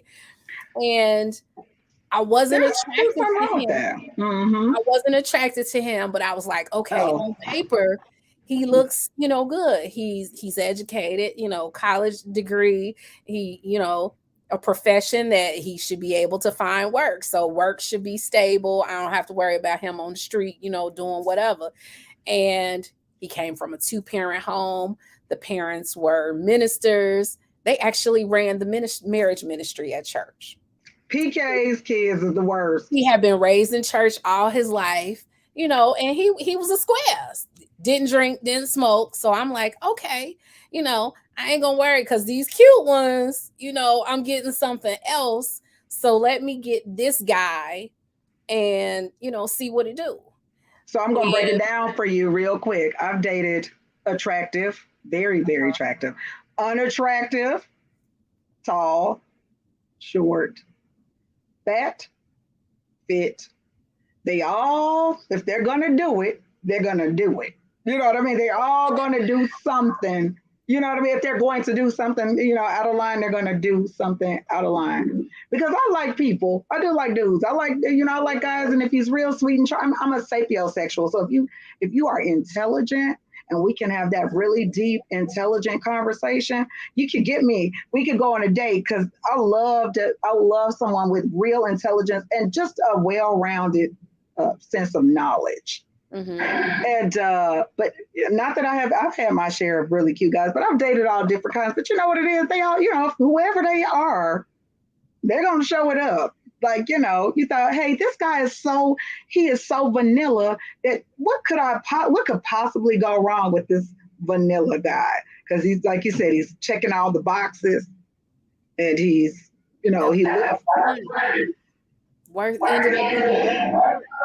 So I was beating myself because it was like, okay, I compromised, I settled, I went against what I really desired to do this. And this is what the hell happened. Mm. I could have took my chances with, for lack of a better term, Pookie and Ray Ray now. Yeah. Mm-hmm. And they came out better. And so now, and then on top of me compromising the physical stuff, because he was lame, he wasn't really into, clothes and all that stuff. Kind of like if I was going to go out in public, I You had to dressed him. him up. Mm-hmm. And not even out in public, because I'm going to tell on myself now. I wouldn't take him nowhere like that mattered. I mean, take him out like if we were going to go out to dinner. I never took him around like my circle of friends because I was embarrassed. And when we would go out to dinner, I was. People were dogging me out. Like, and it's crazy. Yes, they were dogging me out because I kind of had this reputation for being with like really good looking guys, or kind of like the guy that everybody wanted. And then they saw me with him. I never forget a girl who I went to high school with had seen us out at a restaurant, Grand Lux Cafe, if anybody in the Chicago area. Yeah. So we down at Grand Lux Cafe. They got it down here too, honey lamb. We got that here too. And she saw me and she saw him. And I saw the look on her first, but then she just, kept on, did a little small talk or whatever. You know how you do. Oh, nice to see you or whatever. And we went back. God. He went back and told some mutual friends, like, girl, I saw her saying she saw me. I saw her in Grand Lux Cafe and she was in there with a baboon. Like, I ain't never seen her with nobody like that. So I'm like, dang. She said baboon. Yes. Wow. And I actually had some 30+ year friendships deteriorate. Yes, now that's the teller right there. I know people who've lost friendships behind the wrong person. Friendships because they literally thought I had lost my mind, thought I had a nervous breakdown or something, and they were trying to schedule an intervention that I was going to be the subject of.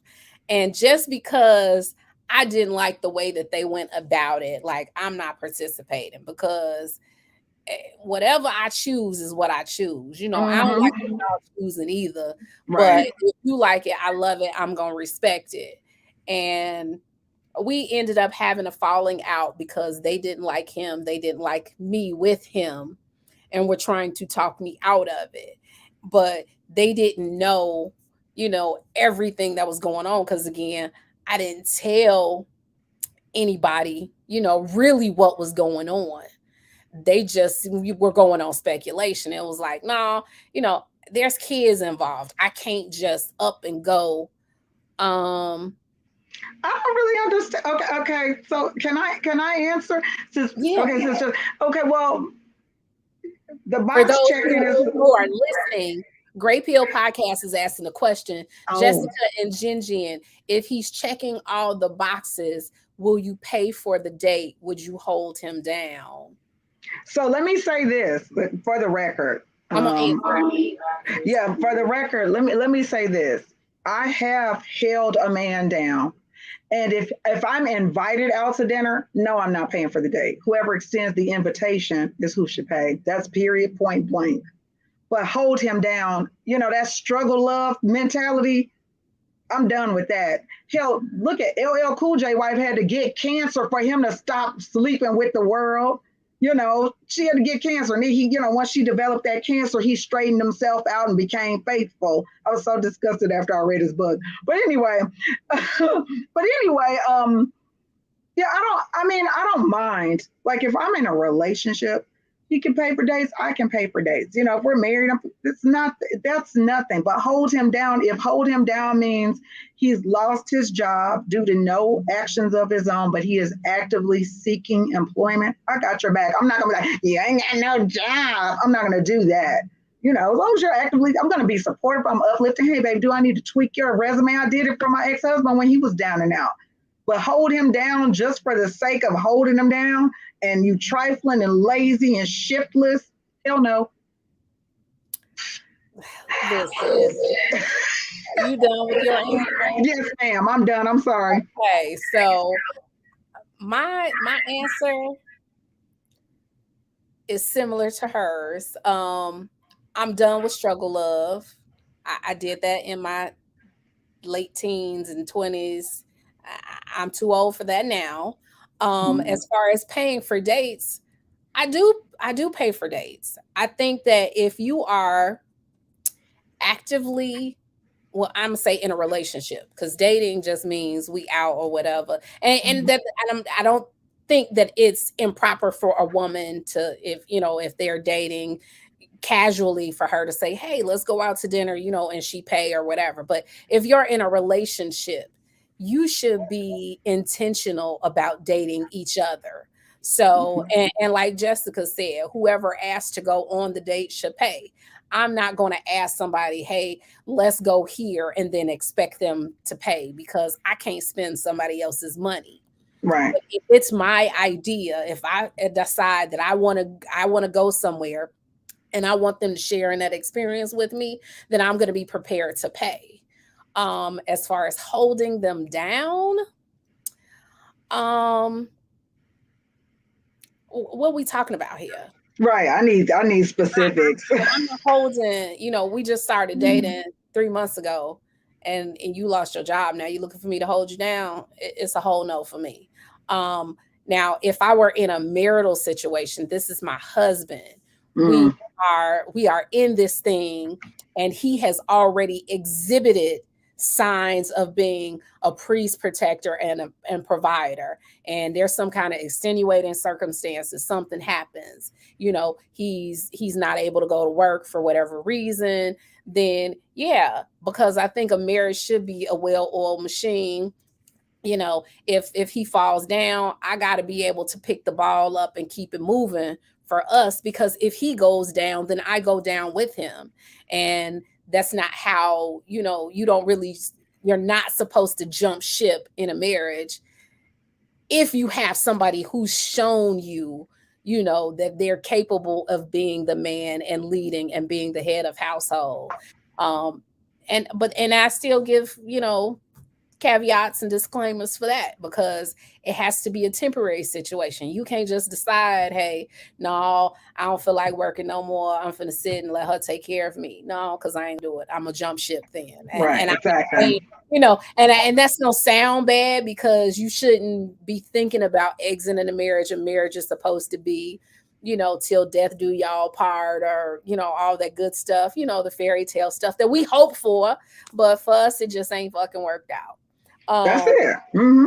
It just hasn't worked out. Now, if I get to that place and I find that person who, has shown me that, and something happened, then he had me. So now I got to have him. And I would hold him down temporarily. But then I need you to get yourself together and get back up on the horse and keep going. And I'm going to do everything I can to help them get back to whatever place it is that they need to be in. That's right. I agree. I agree. But I'm not somebody that's like, inconsistent, or they job hop, or they can't hold a job anyway, and you down again. Look, we got to go out in the back, old yeller, because this is done. We got to go out. Hey, we got to go out. I'm telling you, I just can't do it anymore. Y'all heard part of my story, and y'all ain't even heard the whole story. Like, that's just like the tip of the iceberg. Like, I got nothing left. I got nothing left. And it's a shame, because bad experiences put us through stuff. And even though we move past them, they use up, energy, or they take a part of us away. And then that's no longer there for the person who probably, would be deserving of those. And we try our best, I still have baggage Do you see the Grape Hill podcast asking on behalf of Vaughn? Is it Vaughn? I'm seeing like I don't have on my reading glasses. Okay, hold on. About the red flags. Okay. Grape Hill Yes. is asking Genesis and Jessica, did y'all see any red flags or did you ignore these red flags from the beginning? Oh, Vaughn asking. Oh, sorry, Vaughn Brian. I didn't see. Y'all know I'll be half watching the chats. It might go past, I'll be way behind. Looking back, hindsight is always 2020. I saw red flags, but I didn't know they were red flags at the time. Like narcissism and narcissist is a fairly newer term. They weren't talking about narcissists at the time that I was going through this. This is several years ago. But now looking at it in hindsight, there were red flags that I ignored. I mean, and even if nothing else, I'm a firm believer now of listening to your gut because my gut was screaming, telling me no, and I still did it. The only thing that, I try to not focus on the negative part of it and look at the positive. Be it not for that toxic, that bad situation, then I wouldn't have the two beautiful kids that I love and adore, here. And I don't know what their future is, whether or not, I don't want to sound so churchy or so, like I'm super spiritual, but I think that everything, because I'm a believer in God, I think that everything is God sent or God used. And I think this bad situation was something that God used, I don't know what the future holds for my kids. My son might be the president of the United States one day. I don't know. And if it took me going through this to get him here so that he could carry out that purpose later on, then I'm cool with it because, I'm still here. It was bad. It was hell when I was going through it. I wouldn't wish it on my enemy, but I'm still here to tell the story. So it didn't take me down. It didn't take me out. He didn't beat me. Yeah, I saw the red flags that I won. Like, when he's busy like competing with me, I'm like, there's no competition for me because I won. I won the day that I took my life, that I ended the charade and I took my life back.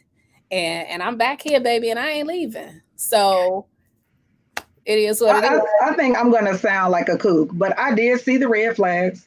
I attempted to exit very early on. I don't think we were married even 6 whole months, and I tried to get the hell out. 30 days. Yeah, I tried to get the hell out, and so I was like, I'm out. And then I just kept saying, but then I kept seeking counsel with people I shouldn't have. And I'll tell you this: my great aunt, she's no longer among the living, but I remember her telling me, you young women don't understand. I do think about writing a book, Blue Devil G, but she said, you guys don't understand. It ain't so tuned. Yeah, I have thought about it, but she told me, you young ladies today you don't understand how good you have it. I mean, yeah, your man come home a couple days later, but he came home. That infuriates me when I hear that. Like, y'all think that's a badge of honor? I mean, listen, she was about home. Then you are telling me that you don't want to be here. So guess what? I'm gonna help you out. Yeah, you ain't gotta come back. Now she was 70 at the time. So I mean in her upper 70s. So I can't imagine what dating and marriage was like. You know what I'm saying? So for her to say that, I was like, wow. And my mom was like, don't ever tell my daughter that. But she was one of the people, I love my mom. She was one of the people saying, you don't just give up on marriage. And I told her everything. I was so transparent. I told her what I was going through. She was like, you just don't give up. You just pray.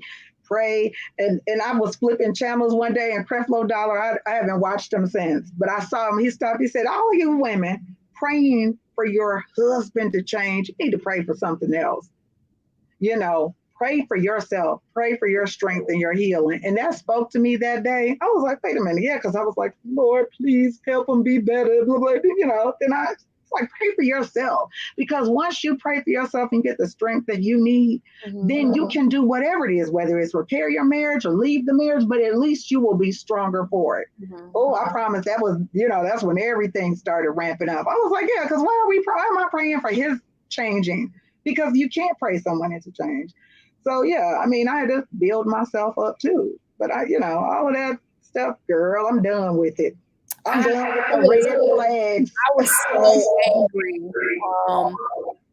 I don't know. You don't know, maybe, because I haven't put it on social media, but my mom passed away. My fiance passed away in January of last year, and then my mom passed away in May of last year. So I didn't know. I know. I did my little exodus when I was gone from social media. That's what was happening in my life.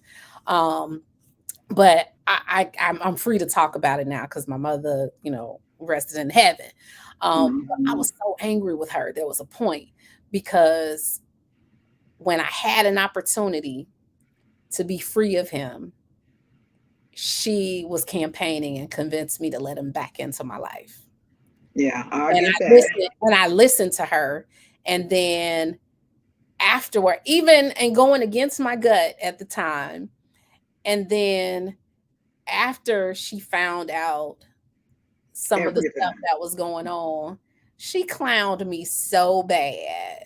And was like, girl, I don't know where you got this one from. Like, you just need to go on somewhere and sit down and be by yourself, because you might end up with another one of them. Like, where did you find him at? You know, I'm like, girl, this is the same person that I was trying to tell you he needed to go and be under the bridge or under the bench downtown and be homeless. And you told me to let him back. So now I'm going through all of this because I took your advice. Yeah, you know, I don't advise people. Do you advise people with marital advice? Do you say stay, go? Do you do that? I don't, because I'm probably the wrong person to ask, because I'd be like, girl, go on, get your stuff, leave him.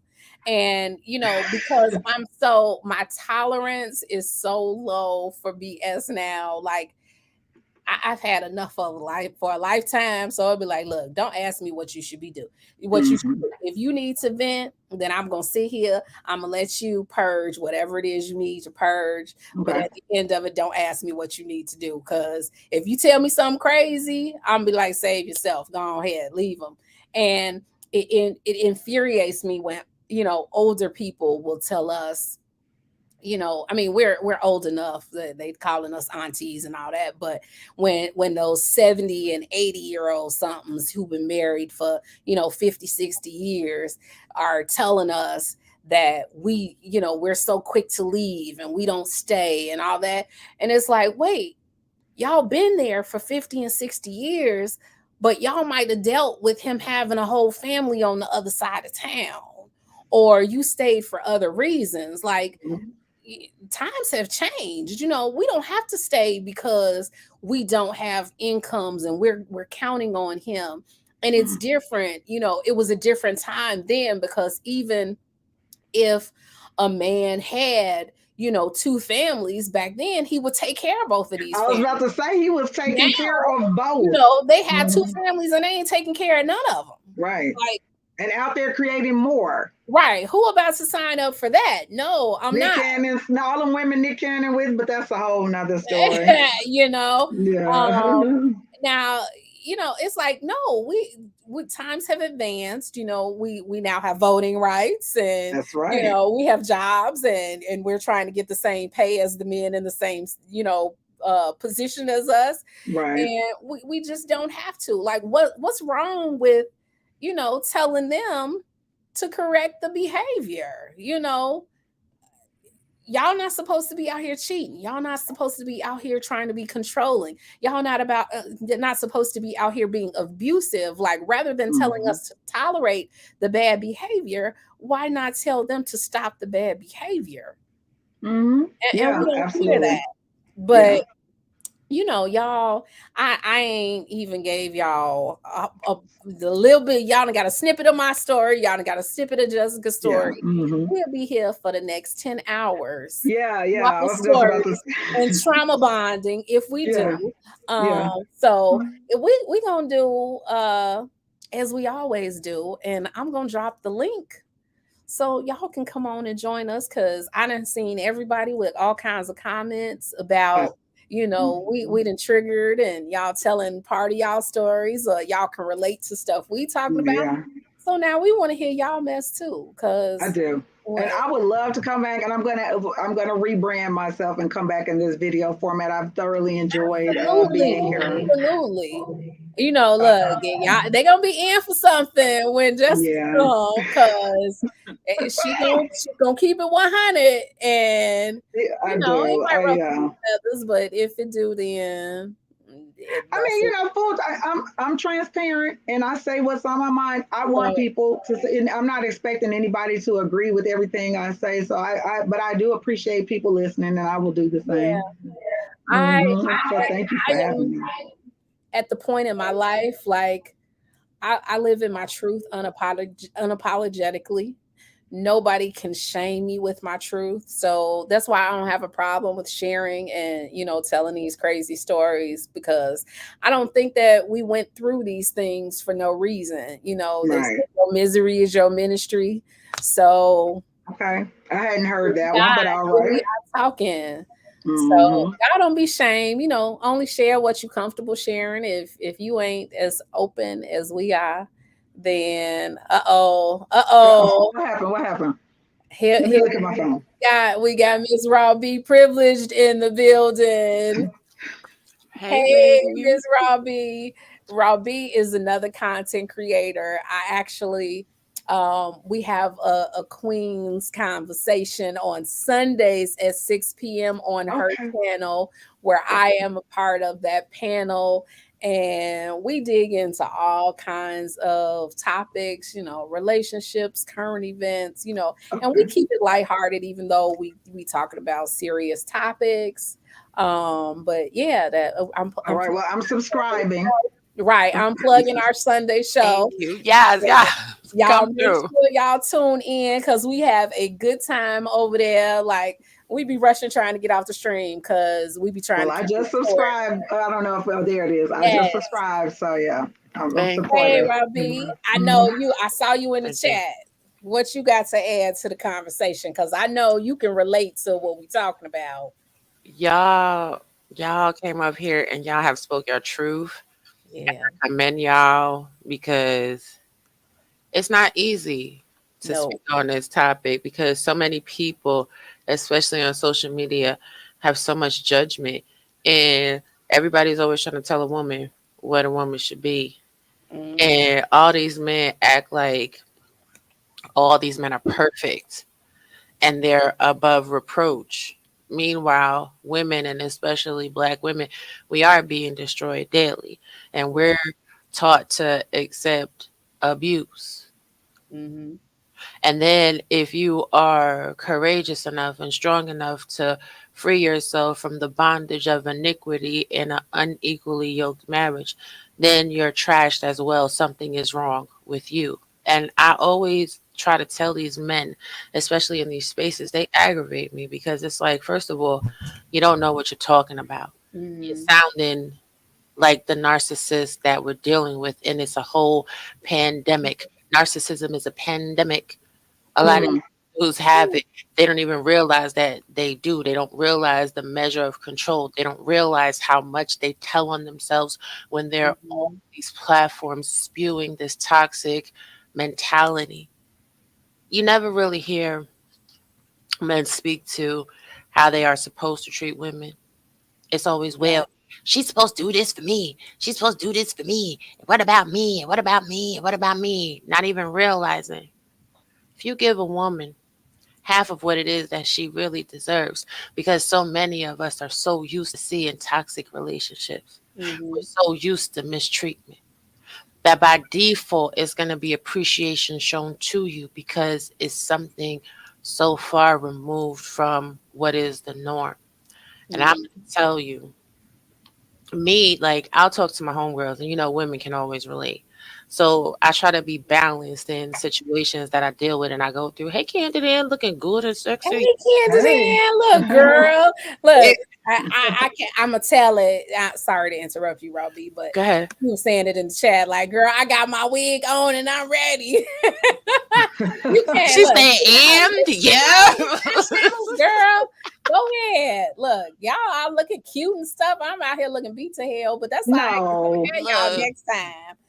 that's Anyway, why I got yes. the Go heavy ahead. up because Sorry. it's time to get the hair redone, and I'm like, I'm hot behind my hair. Okay, but seriously, you go to men though, and you're talking to men to get a different perspective on the situation, and they're so toxic in their mentality that Uh-oh, they'll Jedi Mike. Yeah. my gosh, but they'll tell you to keep dealing with the Mhm. nonsense that you're going through. Now, someone that we have in common, Genesis, I had Mhm. shared with them some toxic messages Uh-huh. from, the narcissist in my life. Okay. And they were like, oh no, they're going through a hard time and you should feed them. Feed who? And What? I'm the one, yes, I promise you. Mm-mm. And Mm. I'm the one over here, you know what I'm saying, trying to make everything happen and go through how it needs to happen and go through. See, a lot of these men are delusional. They think that we are supposed to be their surrogate mothers. If I didn't push you out of my vagina, then I'm not raising you. You better come Uh, fully grown, or otherwise I cannot. Mm. And then you have these pick meshas that are willing to settle for anything, that try to, you know what I'm saying, pour toxicity into you as well. Yas, that I make. They want you to thank pick you. Thank you. yeah, the big wishes that need a man to take care of them, that are afraid to work hard, that are afraid to live in their truth and have no ambition, don't want to realize their full dream, need that man. They need that man. They are envious and jealous of you because you're strong enough and you don't have to be beholden to anyone. And they try to Mhm. make you feel bad too. Long live the strong woman. God bless the strong woman. They are very few and far between, Mhm. and the women on this panel is strong, honey. So Thank you. to the weak ones, honey, we ain't gonna talk down on you. We gonna pray for you that you get lifted up and that you get some self-awareness, that you start standing in the mirror and telling yourself that you are worth it. But Miss Jessica, Yes, ma'am.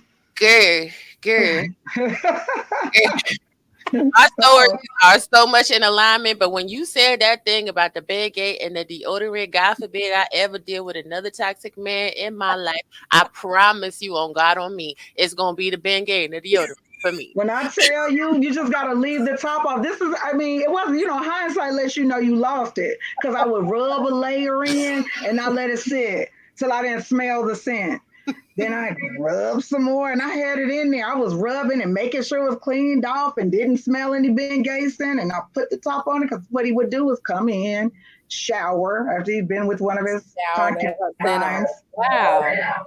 And then he came out, he had his arms up. He was like, ah, yeah, that's right. Burn, burn under your arms, burn in your axillary Audacity area. for me.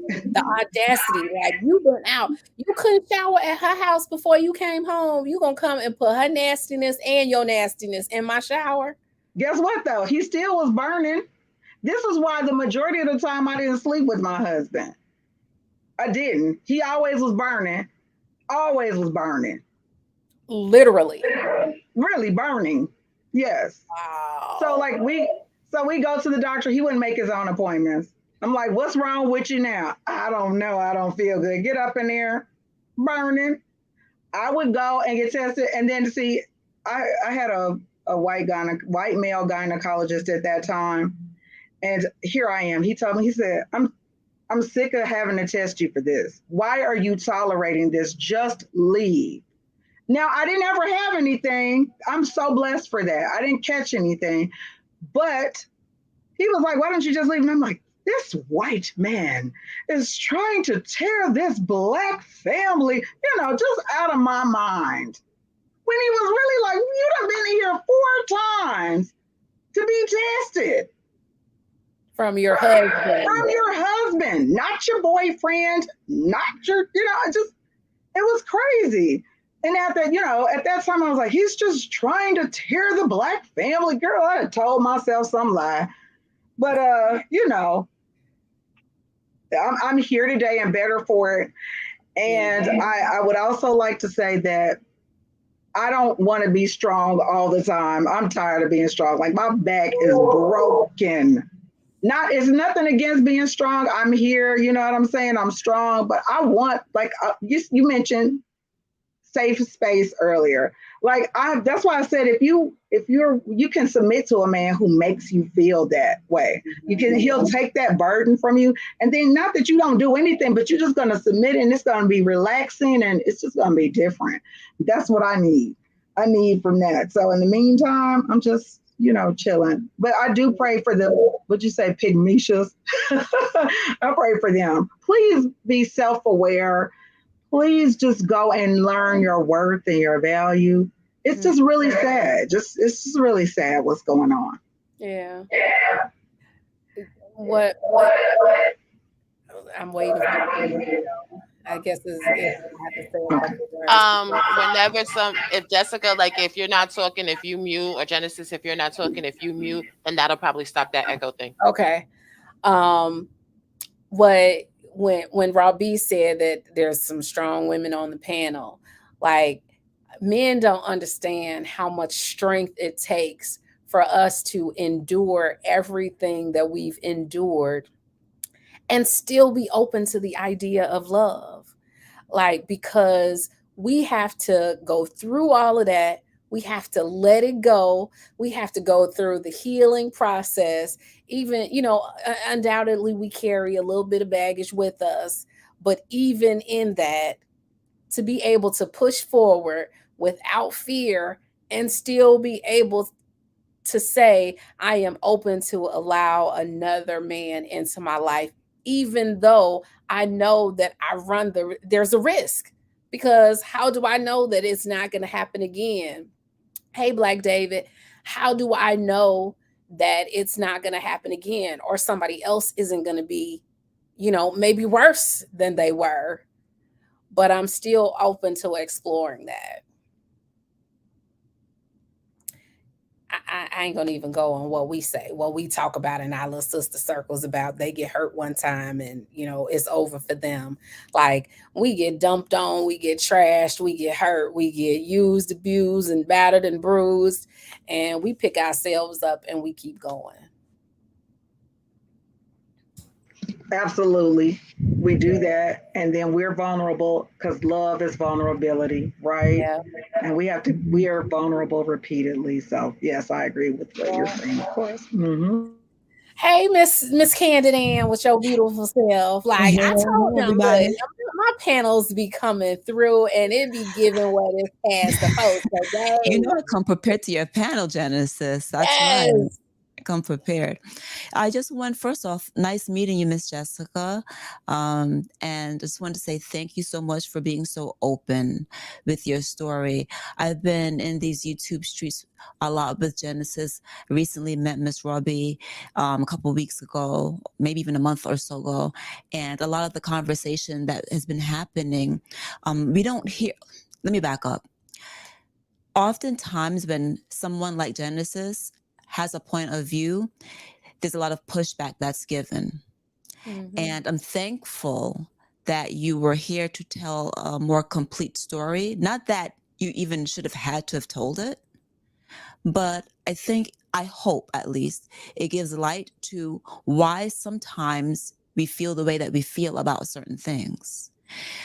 When you talked about the church, and you talked about submission, like Jessica, I'm not sure how much in these YouTube streets you are in, however, there's a lot of conversation. There's a lot of conversation about your husband paid all the bills, right? He paid all the bills. And all too often, I'm not saying every man, I'm just saying that there's this narrative that when these men pay all the bills, that they can't be abusive. They're being responsible, and all we want is a submissive wife, right? As if sometimes, and I've seen this in the Caribbean culture, as if sometimes they don't take that leverage, that financial leverage, and mishandle it and use it as a weapon. You know, and I'm not saying that all men are like that. I'm not saying that men should be like that or anything like that. I'm just saying that that exists. Oh, bam. Okay. Yes. Girl, she's talking about her hair needs to be done. Yes. And she made it seem like, girl, if you don't get out of here, I will come through this computer screen on you. You know, and I say that because all too often when women tell their story, it's diminished. I'm not, like I said, I'm not saying that some men don't take care of their families, they're not responsible husbands, that they're not doing the right thing. But it's almost as if once a man is taking care of all the bills, he's like, no, you can't even be heard anymore. And so I'm happy that you spoke about your story, and you spoke about how even though he took care of the bills, he was being manipulative. I'm not sure, but I think I told a story, I don't even know where, because I'd be on more panels and I'm on my own, but how I also had a family friend who every weekend he slept out. He had his wife, they never divorced, and every single weekend he slept out. And on Sunday, he would come back home and his plate of food was covered over because in Caribbean culture, Sunday dinner is a big dinner. His Sunday food was covered over. And I remember specifically, my mom's house was like a place where people would hang out. And I was a kid, and then the adults would be in the kitchen and they're talking all loud. So I overheard some things before I completely understood what they're talking about. And I remember him saying what he would do is that he would come home and he would act angry. But after spending the whole weekend out, his dinner is on the table when he got home. He would come home acting frustrated to make her think that she did something wrong. Right. So look, I'm not over here I don't like bashing men. I'm not on a campaign to say like, hey, all these men suck or whatever. I have a good marriage, right? I'm thankful, Jesus. I'm thankful that I have a good marriage, but I don't take away from other women's stories because I know I've seen it. I've seen the shit that women go through, and I'm just thankful that you told your story, and especially as it regards to the church, because all too often, I've said this on multiple panels, I think that sometimes, I'm not sure if it's men or the church or women or whomever it is, weaponize the Bible and these ideas in order to control people. And I'm not saying that there's not positive, it can't be done positively. I've seen a lot of people on YouTube, images done positively, right? But let's not be stupid here and act like some people don't weaponize the Bible in order to take control of women. At times it happens. And I also wish there was a couple of guys on here, because it happens the other way too. You know, men are also in relationships in which women are horrifying. But I'm happy at least you told your story. I'm happy at most you told your story, and that we can give some context behind why some women feel the way they feel. These are real stories. This is not like just the color purple and the color purpling. This is real. This is a new experience. This is today. So I'm just here to show support, show love, and thank you guys for telling your story. Yeah. You know, people don't know sometimes the venom, the angry, the hurt. They only hear you talking. They only hear us talking, and they don't know what the hurt is behind it. So for you to come out and talk, it really means a lot. Yeah. Yeah. Thank you. And this was very freeing. And I will say again, I did learn. I had to release it because it would have been a whole different tone. There would be, when I shared everything I've been in, and of course a snippet, what I've been through, but it would have been a whole different tone. I don't think I could have talked about it or had a laugh about it or anything. The being gay, back when I did it, I was pissed. I was like, yeah, I put being gay, nothing, today it's like, I was crazy. How I did that, but I appreciate you saying that, Kenton. Thank you so much. I'm really liking it today. And I'm so glad to be invited on, because I've been so scared to do a video. I haven't started my own yet, but thank you.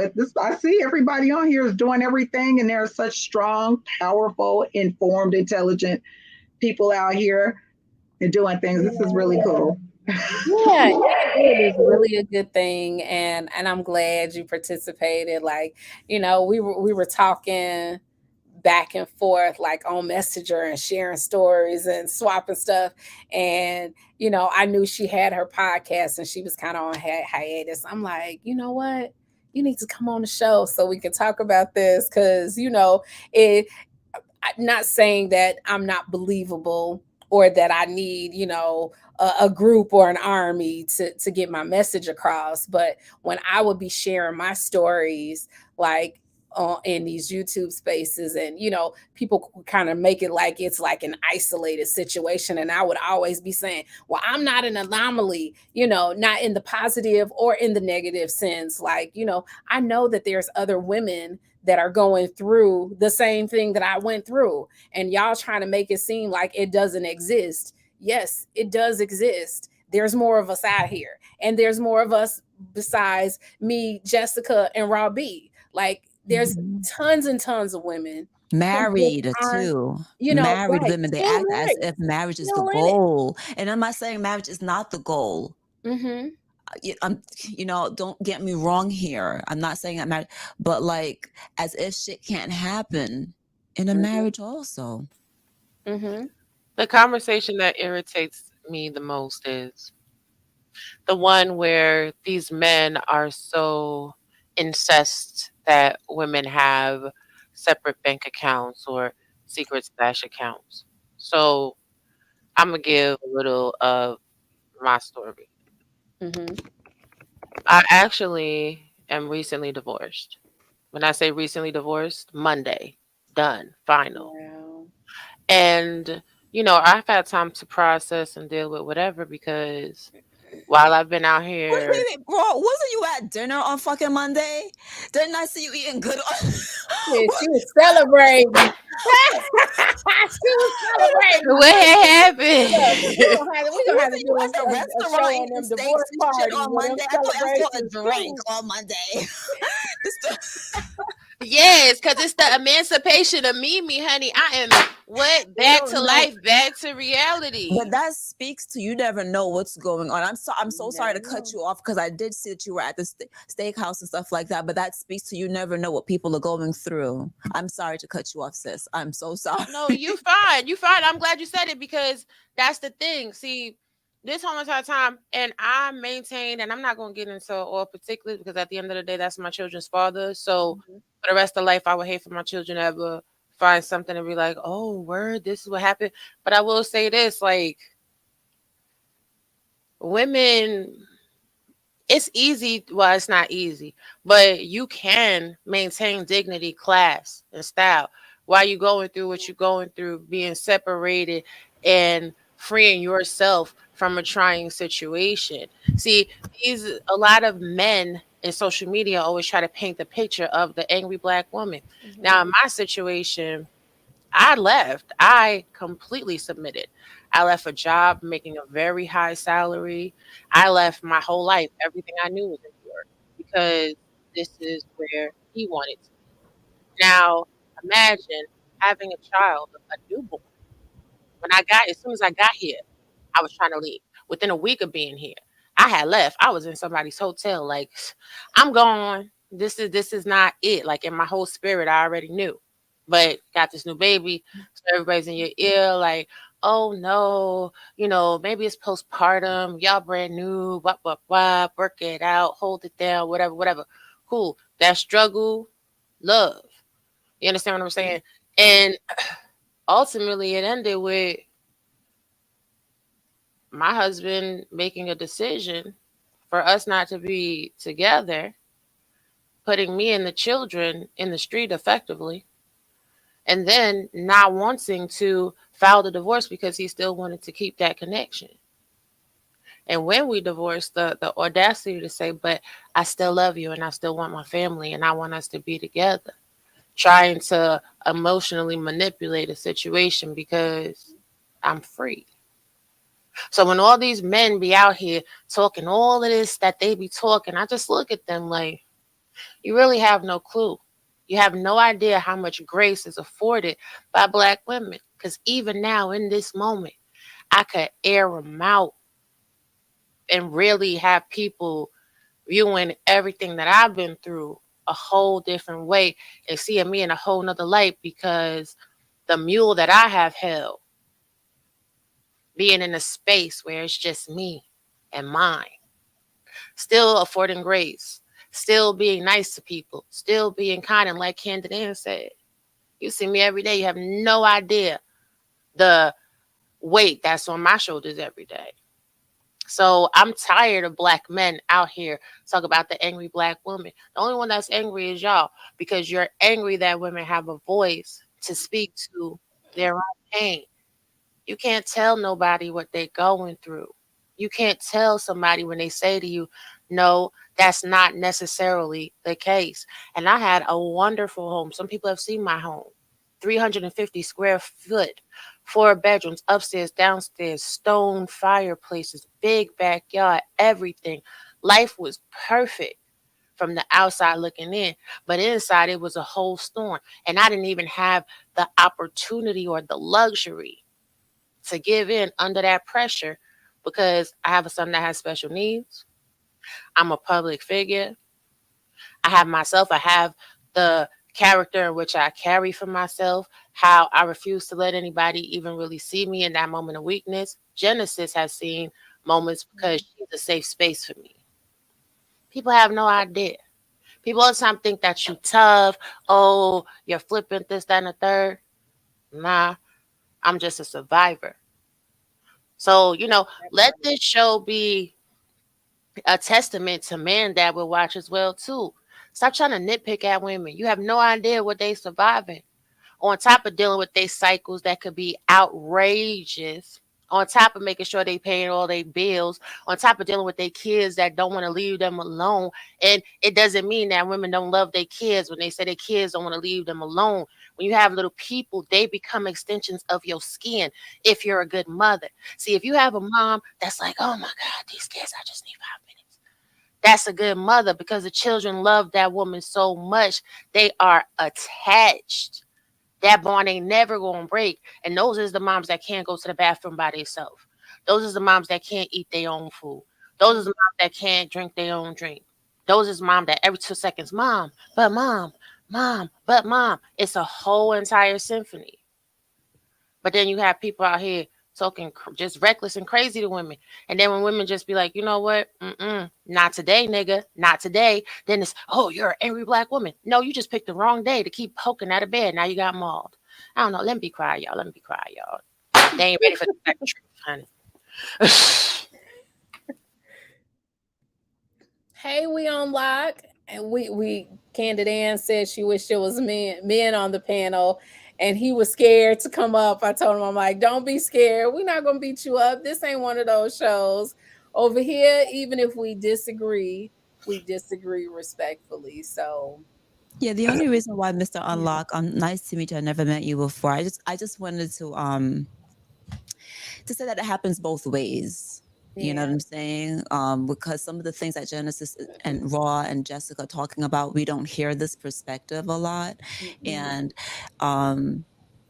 especially what pertains to the church, what women are going through in a marriage and things like that, we don't hear that. And so I just wanted also, hey, let's talk up, from a man's perspective. I'm not sure what your story is, and I'm going to shut up in a minute to let you tell your story. But it's just that sometimes I don't want it to be like, first of all, Genesis don't like this, woman man basher or whatever like that. But I like to hear both sides. We can get to you've never been, right? And I don't know, but just to get both sides, because it happens both ways. There's toxic women out here. There's toxic, horrible, and to hear that this happens in a marriage, I feel like it's one of the eye-opening things that people need to realize, because people act as if you're just single out here, being silly with your vagina and not being responsible or whatever. But these are things that happen in a marriage, and people push marriage so much, so so let me just shut up. Go ahead, Mr. Unlock. Nice to meet you. Thank you. It's nice to meet you as well. Hello, all the ladies in here. Hello. Every single one of you, I respect, and I enjoy hearing the your stories. I'm no spring chicken. I'm not perfect, but I am striving for perfection. Mm. Um, my recent story, I tell it all the time. A couple years, I say almost 4 years ago, I cheated on my wife, and it was all because, and they say we have no excuses. Well, when you're conflicted, when your wife does X, Y, and Z, and it's not pleasurable to you, or it's not enough, or she's not pleasuring you at all, and it's not just a mental thing, but it's a physical thing.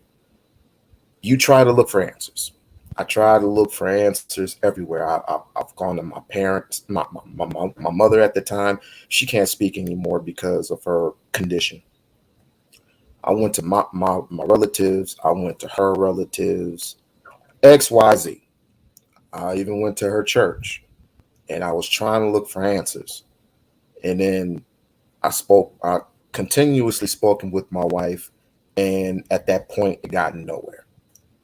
And so I ended up doing what I did, which was wrong. Um, it conflicts me to this very day, and I um and it hurts a lot to this very day, because each and every time I hear stories about, you know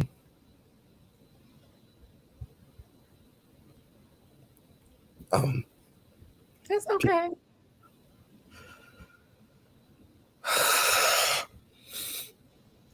people doing XYZ and talking bad about black women, it's like everybody needs work. Everybody needs counseling. Yeah. Um, it only takes it takes a lot for it takes only a little bit for the devil to see the crack, and when he sticks his foot in, you're in trouble. So you need someone who is powerful enough to cast that demon out. And I'm still struggling to this day, but thank God I have people in my corner that can help me with that. And all I'm saying is, Jesus Christ. And all I'm saying is listen, there's plenty of guys out there, plenty of them. Mhm. You just gotta play the field. There's a song by Eric Benet, um, "The Love of My Own." If you haven't heard of it, Yeah. play it. It's wonderful. You just gotta play the field. I mean, yes, there are knuckleheads out here.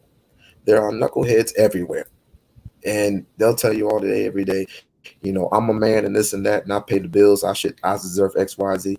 No, that's why you need that's why you need God in your life. Then the God that you tells you, no, this is not it.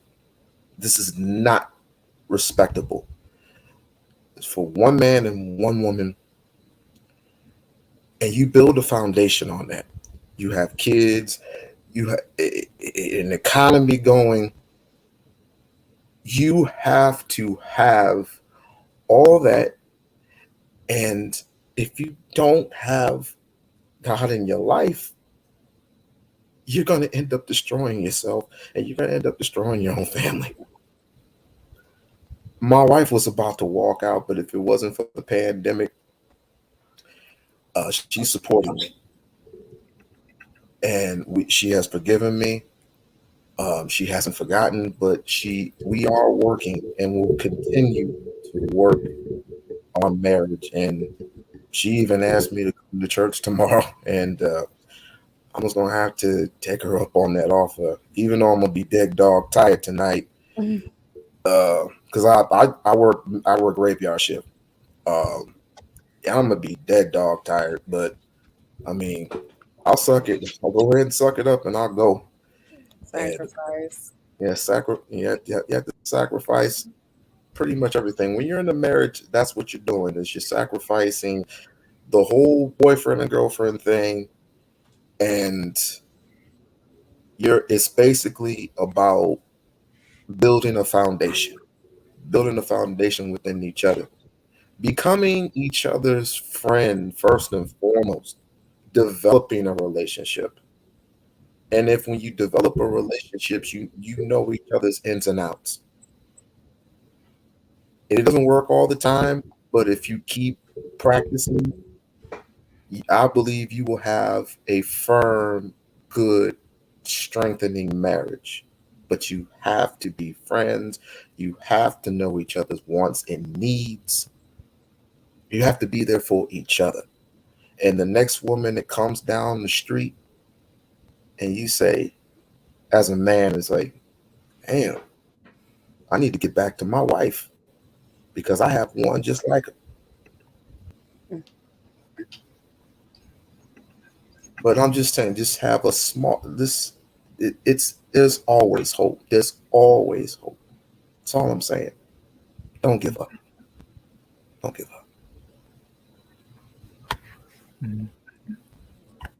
up.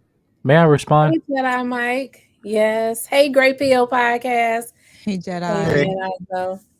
Hey everybody. I've been I like unplugged from the internet for about like a week or two. I just trying to visit family. I haven't seen them like in Right. 6 months, so Good I'll for be back you. next week. I'll be back tomorrow actually. So Okay. yeah, I'll be driving back though. But I didn't want to stay here long. I was just seeing We Unlock, and I was like hearing the whole talk you guys were giving. Before I get to that, y'all look good. Y'all look good. Thank I just want you. to say that. You do too. Thank Yeah. you. Yeah. But yeah, Hey, but you got something different going on. Is it the facial hair? it's the Yeah, I like facial hair. it. Yeah. Looking grown. Looking grown. Right. Trying to look grown. Going somewhere. Yeah. No, watch yourself. But no. No, but I just wanted to come here just for We Unlock. I'll just say I thank you just for your transparency in there, what you give. And I just want, as a man, I wanted to come up here, just trying to give you counsel if I could, because there's been, I'm not gonna say any names, but there's been the tendency of like making you as like the joke.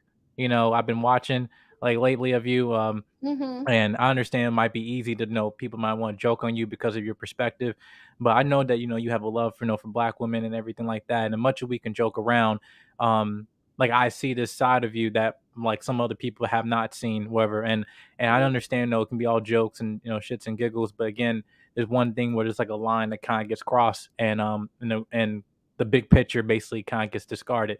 And while I was hearing the conversation between Genesis and Miss Jessica, like I understand that we're like in a very difficult time with relationships and marriages. I'm not married, and so I'm not trying to come here like I know it all, but I can just say for someone that just who's very observant, I just want to understand that people have to accept the fact that people are human, right? People change over times, and you've been in a relationship with someone, that person not the same person you when you first met them, not the first same person when you first fell in love with them. And unfortunately, for some people in their circumstances, that person had become to evolve into someone that's unrecognizable, right? And that's a shame, but that's life, right? And one thing I just kind of encourage people, what We Unlock was talking about, giving hope, you know, that if you actually at least see someone trying to make things better, give them grace.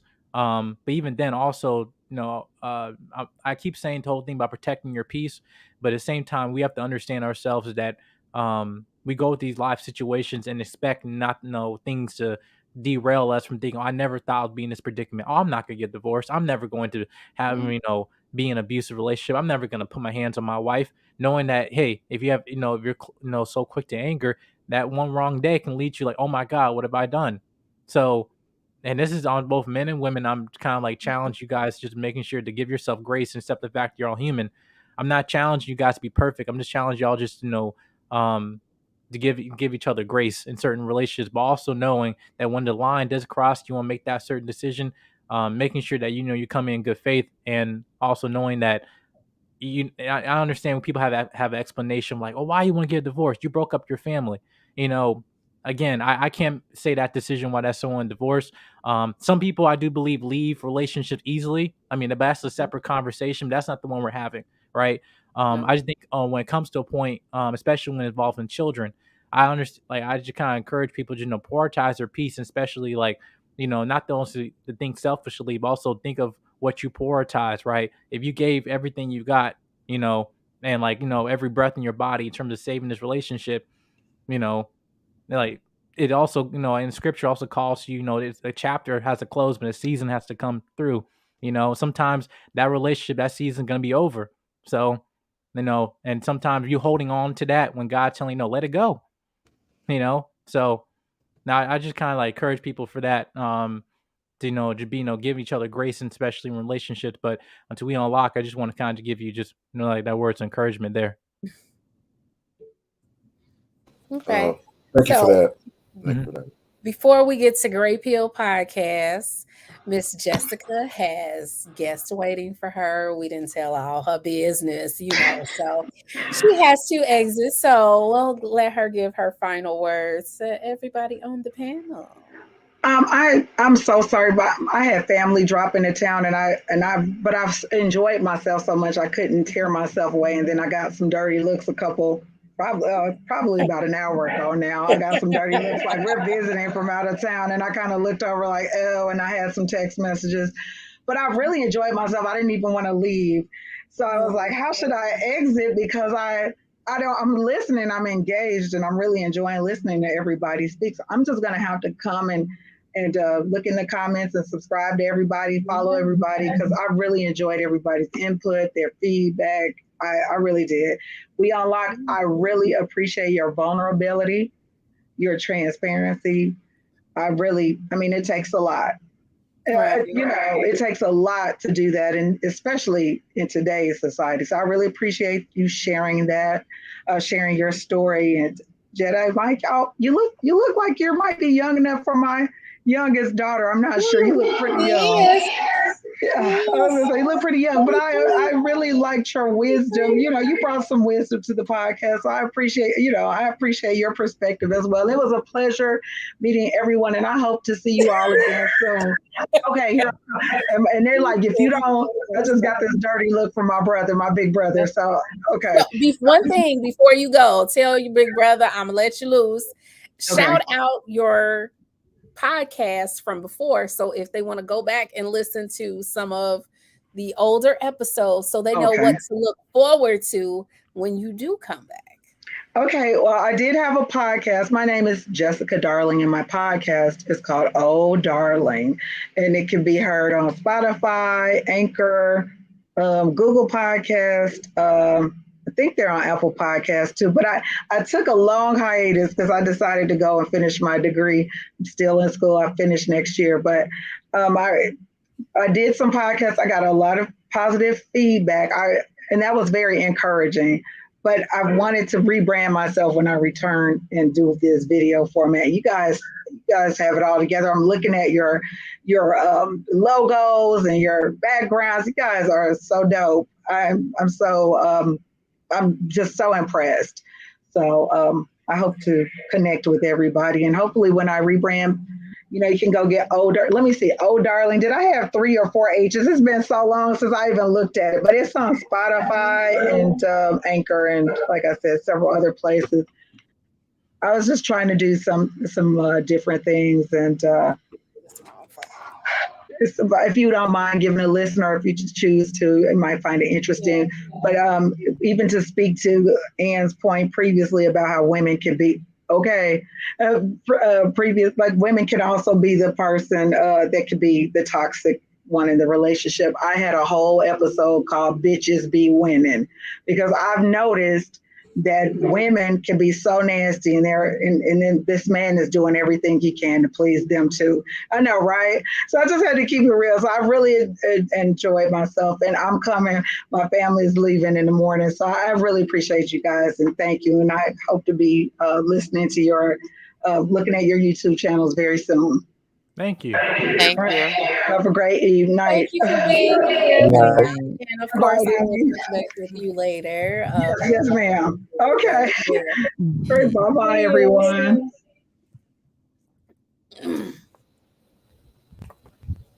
Hey, Mr. Grape Hill. Before I get to Grape Hill, one more thing. I don't mean to keep putting you on hold like you're not important, because you are. We on lock.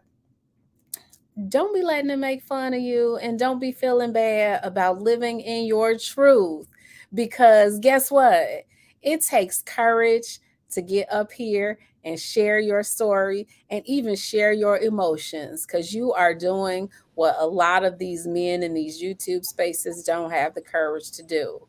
So while they laughing at you, we over here cheering you on and big upping you for having the courage to stand up and do that ish. Well, thank you. I mean, Yes. I've been made. Before I even met y'all. I mean, I was being made fun of, and That's the okay. only thing I can do is continue to be me, and a particular person had to let me know. It's like, stop doing what you're doing and quit going over to them spaces. You know what I'm saying? So, Find your people. Find your find your people. We people. know we on Lock Nation over here. So you welcome over here anytime. We ain't gonna be, making fun of you and all of that for living in your truth unapologetically. I support you. I encourage it. Thank you, ma'am. Hey, Grape Hill. What's going on? What's going on? Hey, y'all. Y'all know how I do. What's up with you? What you got for us? I saw you in the chat. You better be coming to dish some tea. Because you gave us the little snippet of it already. Nah, it's a good conversation. I can't really clap back at it. First of all, I don't do clap backs. I'm all about the perspective. So Okay. you and the lady Jessica was giving y'all truth, and especially Miss Jessica, like, that's a lot of transparency, especially the story you told. Because I had a lot I had a lot to share on my end too, because it took me back to my little quote unquote trauma moments with my ex.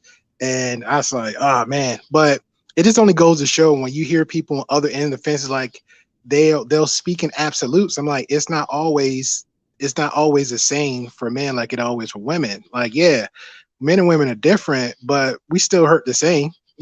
There's women's are dogs, men are dogs, but I can't say men are dogs, but we'll put a twist on it. We'll put a twist on it. No, we're not dogs, but we're this and that type of dog. You're still a dog. You're a hoe. You're in them streets like everybody else. Let's keep it 100. But I will say this though.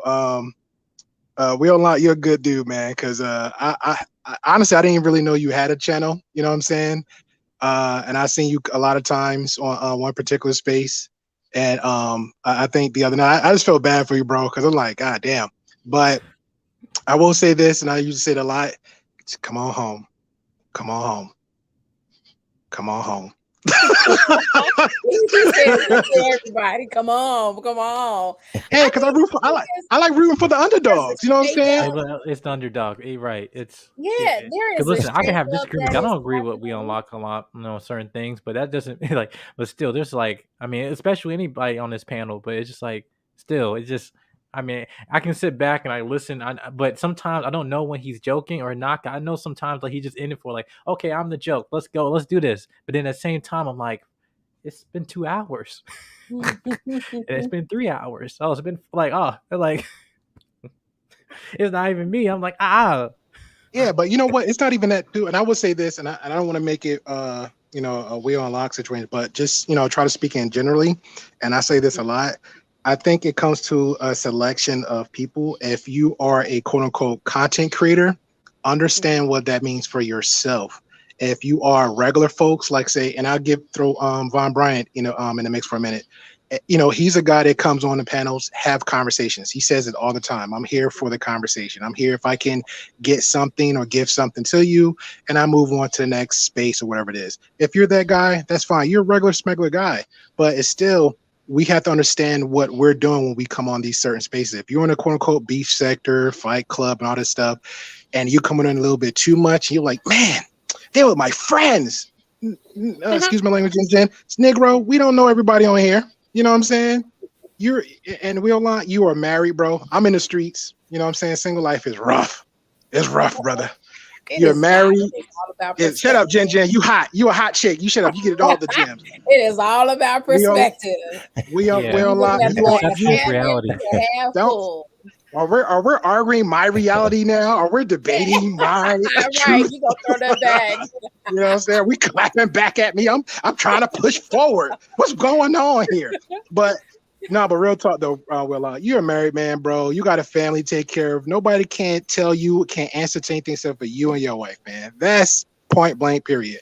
I can't tell you what to do with your bills and anything else, just like anybody else. But if we have a disagreement, why in God's green name am I going to sit there and argue with you with my perspective and beat it down for 2 hours, 3 hours, 4 hours, 5 hours straight? That don't make any sense. If you tell me the sky is purple, my nigga, it's fucking purple to you. I'm going to ask you one question: why you feel like it's purple? That's it. That's it. If you feel like it's purple for whatever reason, okay, sir, thank you. God bless you. Let's move on. You know what? Subscribe, like, and hit the bell notification button. But here's the thing. They just want me to. It's like turn the corner, my dude. Just turn that corner. We know you're naive. It's like, no, this is how I feel. I'm a little lost. Stay lost. Stay lost. Stay lost. Okay. Wow. Right. Hey, Hey, Mr. Von Like we said. hey, what is going on, everyone? Greetings. Vaughn. Huh? Hey, Vaughn. Hey. Is it my turn? I don't know. I didn't want to interrupt what you were saying. Absolutely. Oh, How okay. you doing tonight? I'm doing great. I'm blessed. And you know, it's such a pleasure to see all of you people who I have such a high regard for on this panel. You know, each and every one of you, you know, and I've watched you down through the months. I can't say years because I've only been on here for about 9 months now. But man, you know, all of the perspectives that you share are individual to yourselves. And it's a good thing because it shows us that people have different perspectives. You know what I'm saying? And, you know, it's a little bit disheartening to see how on some of these platforms where when you get on there, you know, they really have no respect or regard for whatever your opinion is. And so they single you out because your opinion may differ from theirs. I don't know if you understand what I'm saying. Mm-hmm. But I got up here initially just to get up here real quickly to encourage my brother We on Lock. You know, please, brother, you know, you have a genuine heart. Every space is not for you. You know what I'm saying? And just like Grape Hill said, there's no, and I'm going to be honest with you, I'm not doing it myself. You know, go where you're received, go where you are welcome, go where you are not just tolerated, but people actually care about you. You see what I'm saying? Because in some of those spaces, you'd be surprised who is listening to you as well. You know, there's a scripture in the Bible that talks about, you know, when you go to a city, and I'm just going to paraphrase and say, you know, somebody's channel. When you go to a person's channel and you're trying to share the truth and they don't receive you, you know, after a couple of times of you doing that, then you need to dust the dust off of your feet and move on to the next. Well, the scripture says city, but I will say channel. You know, do not be a glutton for punishment. You see what I'm saying? Because it undermines your character and it undermines the message that you do have to give concerning our Black women.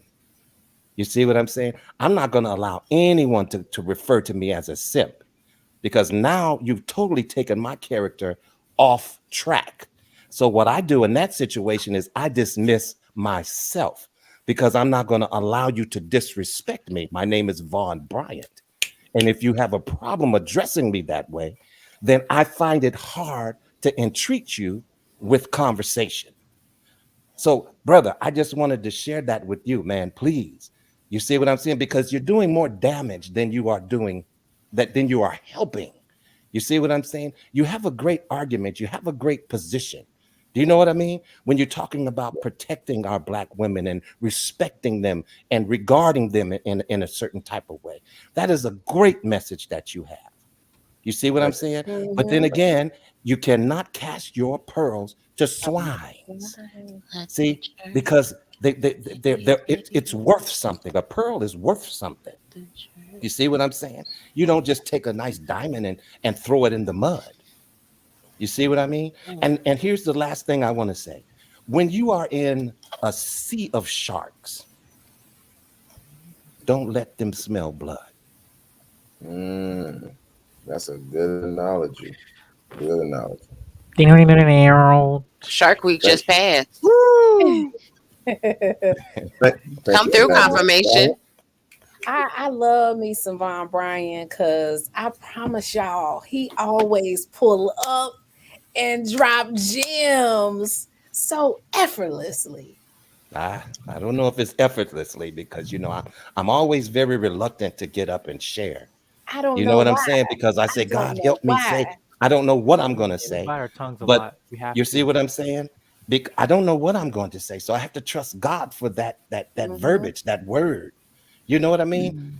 And I'm not trying to be super religious about it. It's just, I don't want to go off of my feelings, which a lot of us do.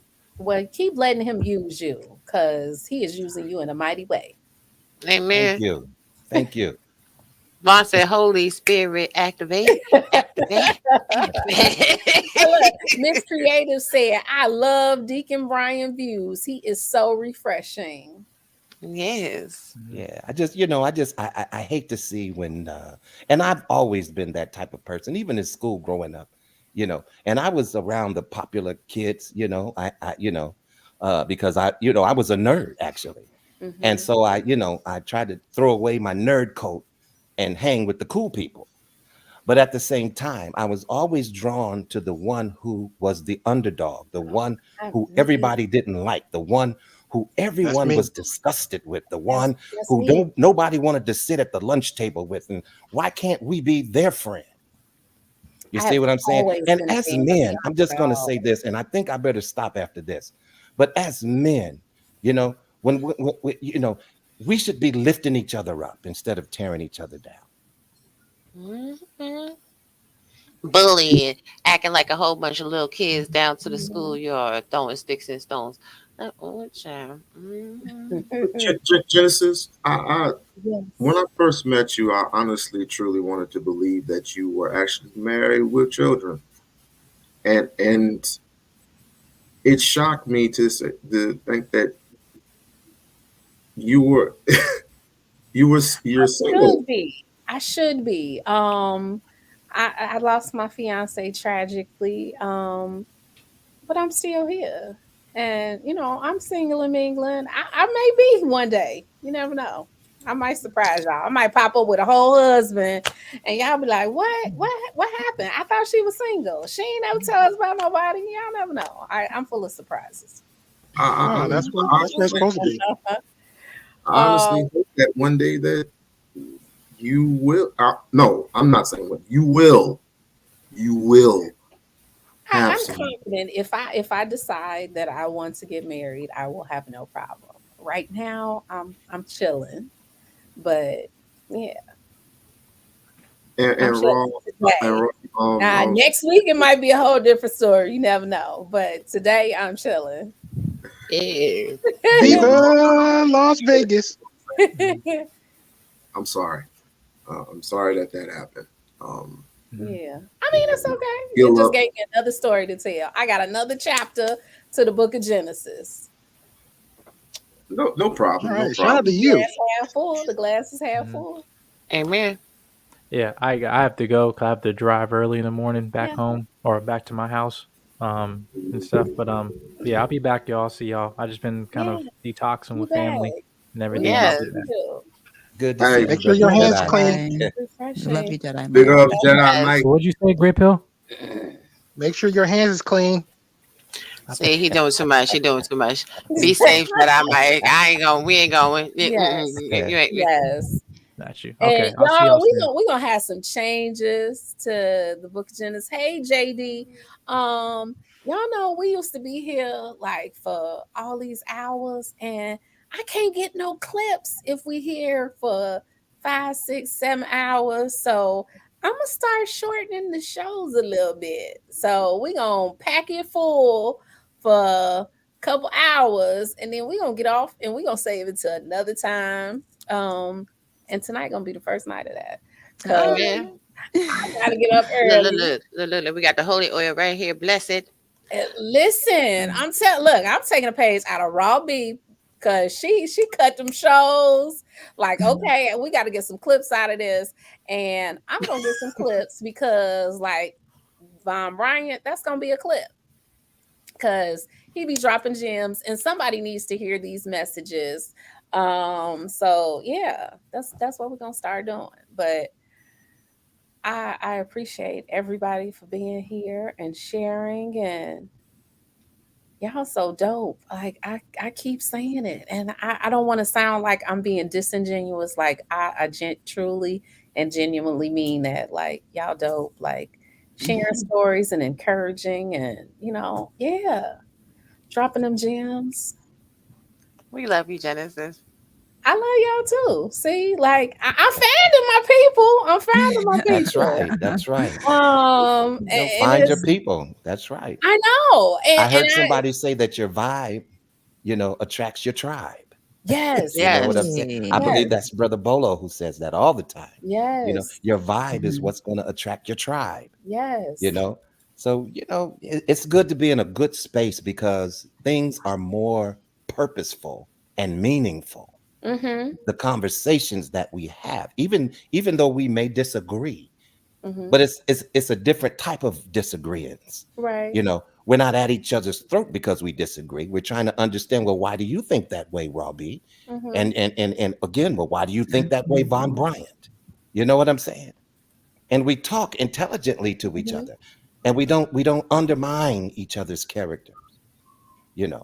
And so I think there's I a would level love of to see more security of that that, comes with and that. that's why I kind of Right. shy. I know I moderate for a lot of things, but I try to shy away from some of the conversations because to me, I can tell you, that Jesus is Lord all day long, and you can reject that all day. See, my breath is precious. I don't need to constantly tell a person that rejects that, this same thing over and over again to try to prove a point. No. We're not trying to prove a point. We're just trying to understand each other. Wisdom is the principal thing, Mm-hmm. but with all you're Right. getting, get an understanding. You know what I'm saying? And that's what we need to do in these conversations. Let's Yeah. get an understanding. Let's not just talk about what we know. Let's try to understand each other.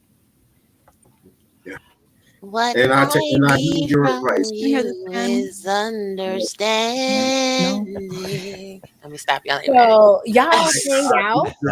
heed your advice. Y'all know the routine. We're gonna end the show, and we're gonna continue after hours. Y'all. Well, I Yeah. will say So before you end it, yes. again, another thanks, for having me on.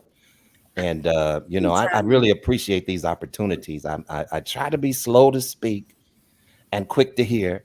But, in this situation, I was kind of compelled to come up and speak to my brother because Yeah. some of the things that I see, I'm a little displeased with, and that's just my opinion, Right.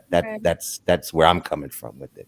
Yeah, we got the But same opinion. I agree. yeah, but there's better things for you, my brother.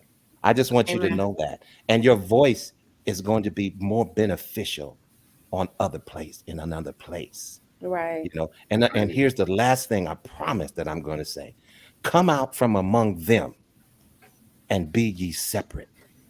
Mm. Mm, Mm. That's the mm. whole. God's trying to tell you something. That's the whole word. God's trying to tell I you hear something. you. I hear you. I hear you, sir. And I do hear you, ma'am. Mm. Gave me a boatload full. I heard it. Like a slain dragon. I heard it. Yeah. Okay. Okay.